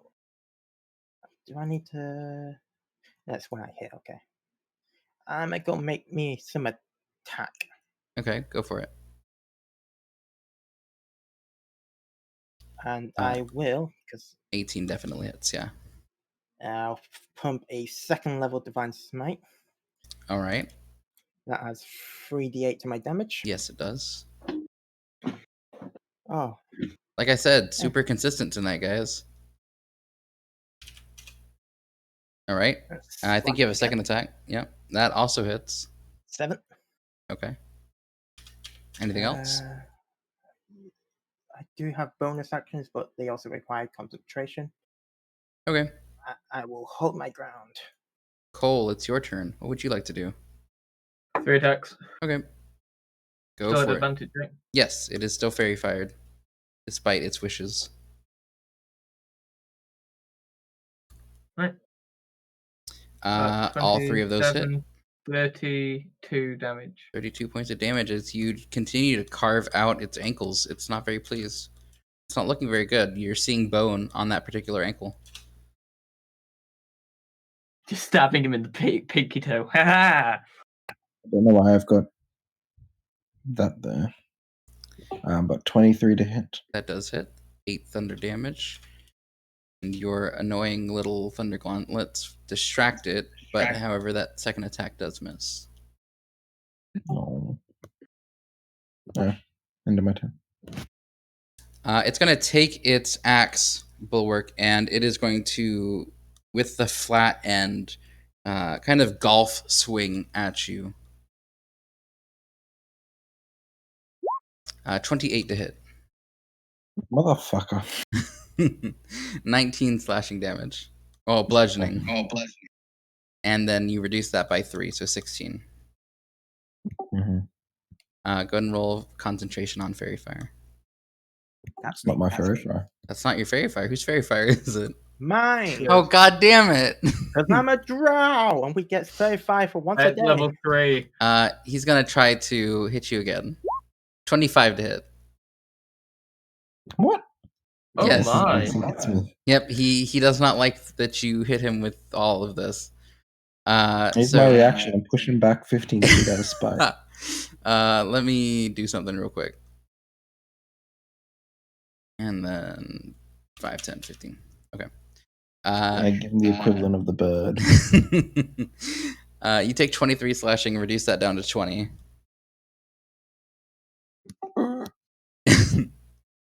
And then the other one, Malira, is going to attack you twice with its great axe. 17, which I think misses Doesn't hit.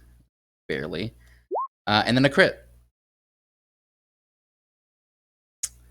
And can't use I that. rolled damn near max damage. You're going to take 41 points of slashing damage. Son of a biscuit. This is the end of Joe's new character. Can I get an F in the chat for this character? I've gone down to less than a fifth of my health. Gotta get If some only adamant. I could use rebuke the violent on myself, but I can't. Let's get an F in the chat for the second character that I might kill tonight. That is it for their turn. Blue, it is yours. Blue is very focused on this giant. The stars around him glimmer in a very almost uncomfortable way, very hard to look at, and the streams of light just continue to erupt towards this giant. Go for it. Where is guiding bolt? Oh, concentration check on. Oh, yes, constant. Oh. Well, you would need to succeed a DC 20. Oh, shit, you did! Woohoo! Everything's It's a turning DC up 20 now. con save. Paladin. Okay. So both of those hit. So that's 9 from the archer, and how much from the guiding bolt? 17. Oh. I thought that was the... Oh, okay. I see. The con save was after. Yep. He is not looking good, but he is still standing. Malira, what do you do as you've taken this massive axe straight to your abdomen? I'm gonna use my action to use all 30 points of my lay of hands on myself. Okay. All right. And if I glance back, how bad is that other giant looking? The other giant? Yeah. Well, his right foot has nearly been carved off. And he's continuing to take these radiant beatings from Blue, so he's not looking very great. This should be fine. I'll go ahead, drop concentration 35 and cast Shield of Faith on myself. Okay. Shield of Faith lasts 10 minutes, right? Okay. Yeah. That's your bonus action and your action. Yep. You want to do anything else? All right, Cole, you're up. No. I'm not letting another one of Joe's characters die. I'm going to take the dash action. All right. I can't actually use a bonus action this turn, but it would put me in a good place for next turn. All right, Bulwark, it's your turn. Hey, yeah. We don't have advantage 23. anymore. All right, you Very far. I mean, I'm guiding bolt. you did guiding bolt it, yeah. Is it dead now? It's not dead, but you come across with a right hook slamming into its ankle, its other ankle, and you hear a sickening crack. And then you're so short. So he kneels down to one knee to recover from that. So you go for the uppercut, and right when you come in and follow through with the swing, he lifts himself back up, and you whiff it. Blue, I've made a fatal error. Bonus action to get my temporary hit points back.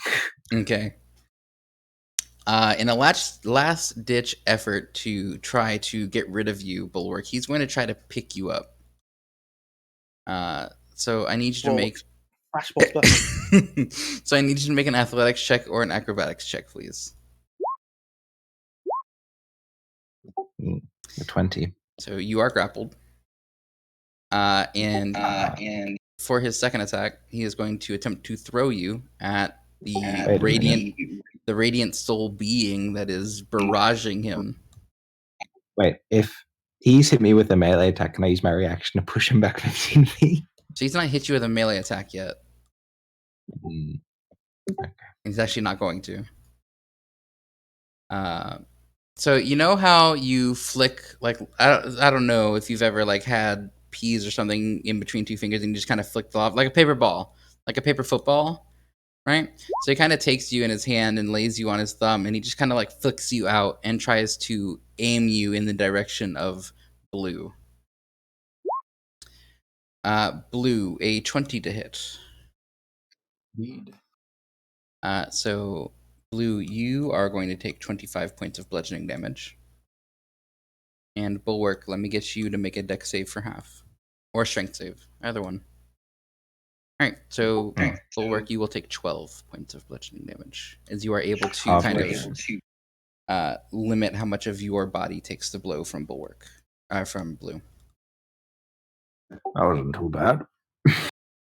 Then the other guy goes, and I think the other guy, seeing you heal yourself and seeing this other one, seeing Cole kind of run up to you, I think he'll do an attack on each of you. 17 on Malira. That is a whiff. I will go for use my reaction to use protection, so it's got disadvantage on Cole. Gotcha. Well, instead of a 26, it rolls a 16. So unfortunately, I can't attack back. The swing comes down, and you're able to push your shield out to the side, and it clatters off against it, glancing down and hitting the ground. Blue, you've just been impacted by Bulwark's stocky dwarven form. What would you like to do? Even though it's clearly into Blue very much, he seems to be in a one-track mind right now. I kind of imagine it's sort of like Avatar state sort of shit. And just more radiant bolts are streaming towards this giant. Are you going to move first? I will move, so yeah, Bulwark is not providing cover. Gotcha, okay. I'm prone on the ground. I doubt I'm... You're not prone. You saved against prone. Oh, yay. Unless you wanted to be prone. Nah. Okay. How do you want to kill this giant? As you know, as there's multiple streams of just radiant energy of streaming forward, this one sort of impacts, but instead of sort of just burning and singeing the skin, it just goes straight through, and his whole body is very, very noticeably darker color than it was before. And then I will my other bolt at this one. Okay.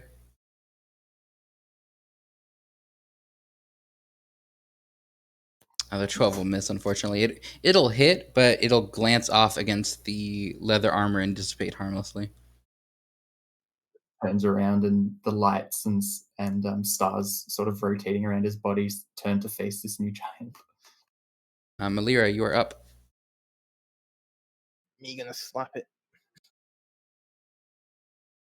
19. That hits, yeah, roll damage. I will put another second level Divine Smite. Okay. 12 radiant force slashing. Okay.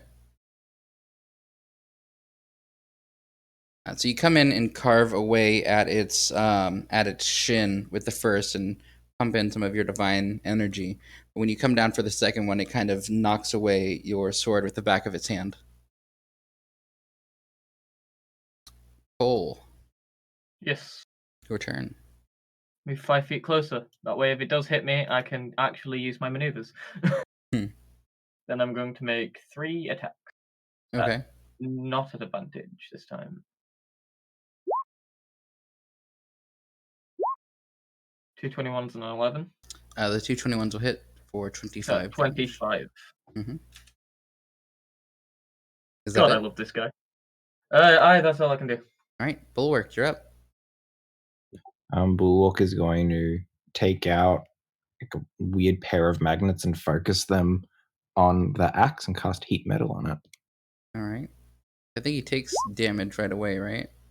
Yes, he needs to make a Constitution saving throw. If he does not, all his attacks will have disadvantage. He rolled a 17. So he saves. So he holds the weapon in his hand, but he has disadvantage on attack rolls and ability checks. Okay.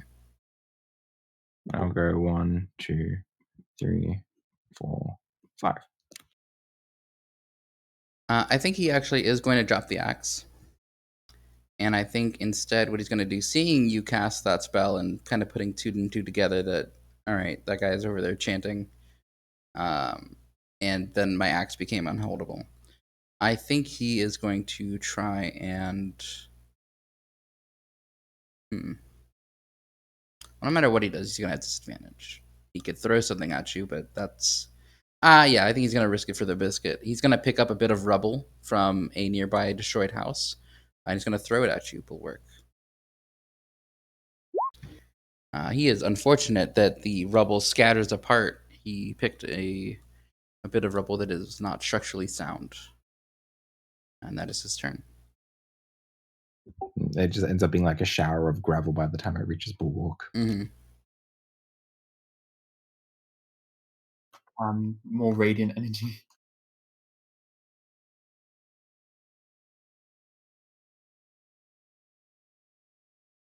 The 14, unfortunately, will miss. Indeed, very unfortunate. The 18 will hit.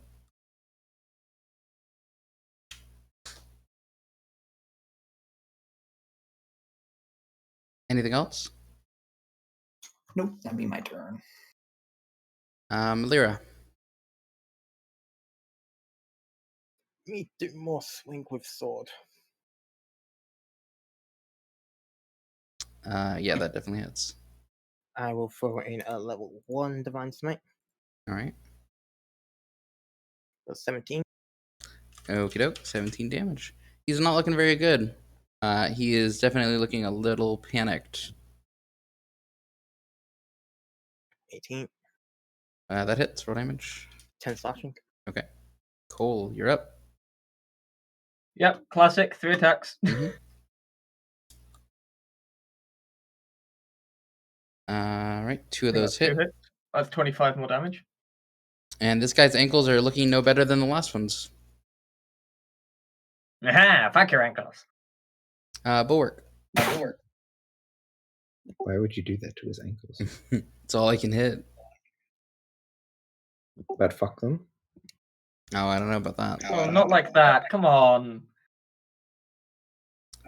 Bang bang. All right, he is still up, although he's not looking great. This frost giant is going to take the disengage action, and he is going to attempt to flee. More radiant energy's coming after him.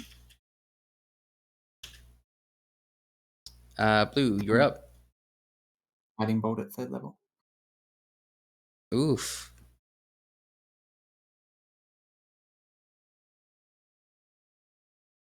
How do you want to kill him? Once again, just sort of this stream of radiant energy, and as he's running away, it just bores through his chest and leaves a massive hole there.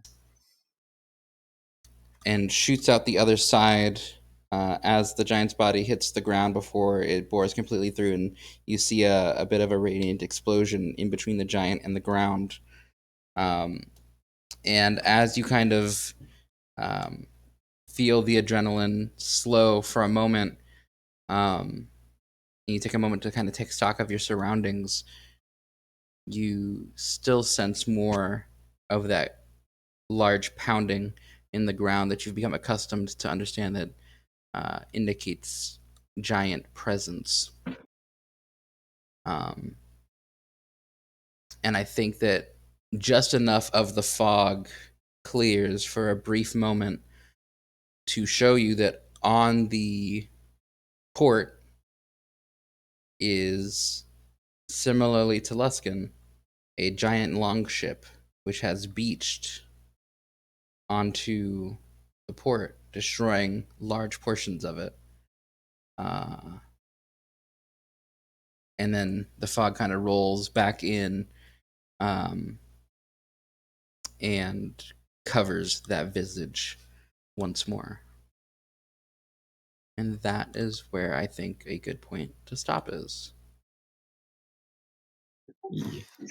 I've got to make a quick dip because I got an Easter dinner. I got Easter lunch. I got to go to. Oh, we're all fun done. Session, guys. Yeah. See ya. And now we get to loot a bunch of giants and also kill some more giants. Yay! If Can't wait to be level 7 next game. See you, everyone. Good joke. I would also like to be level 7, please. If you guys hang around for a second, I'm gonna put on the exit screen.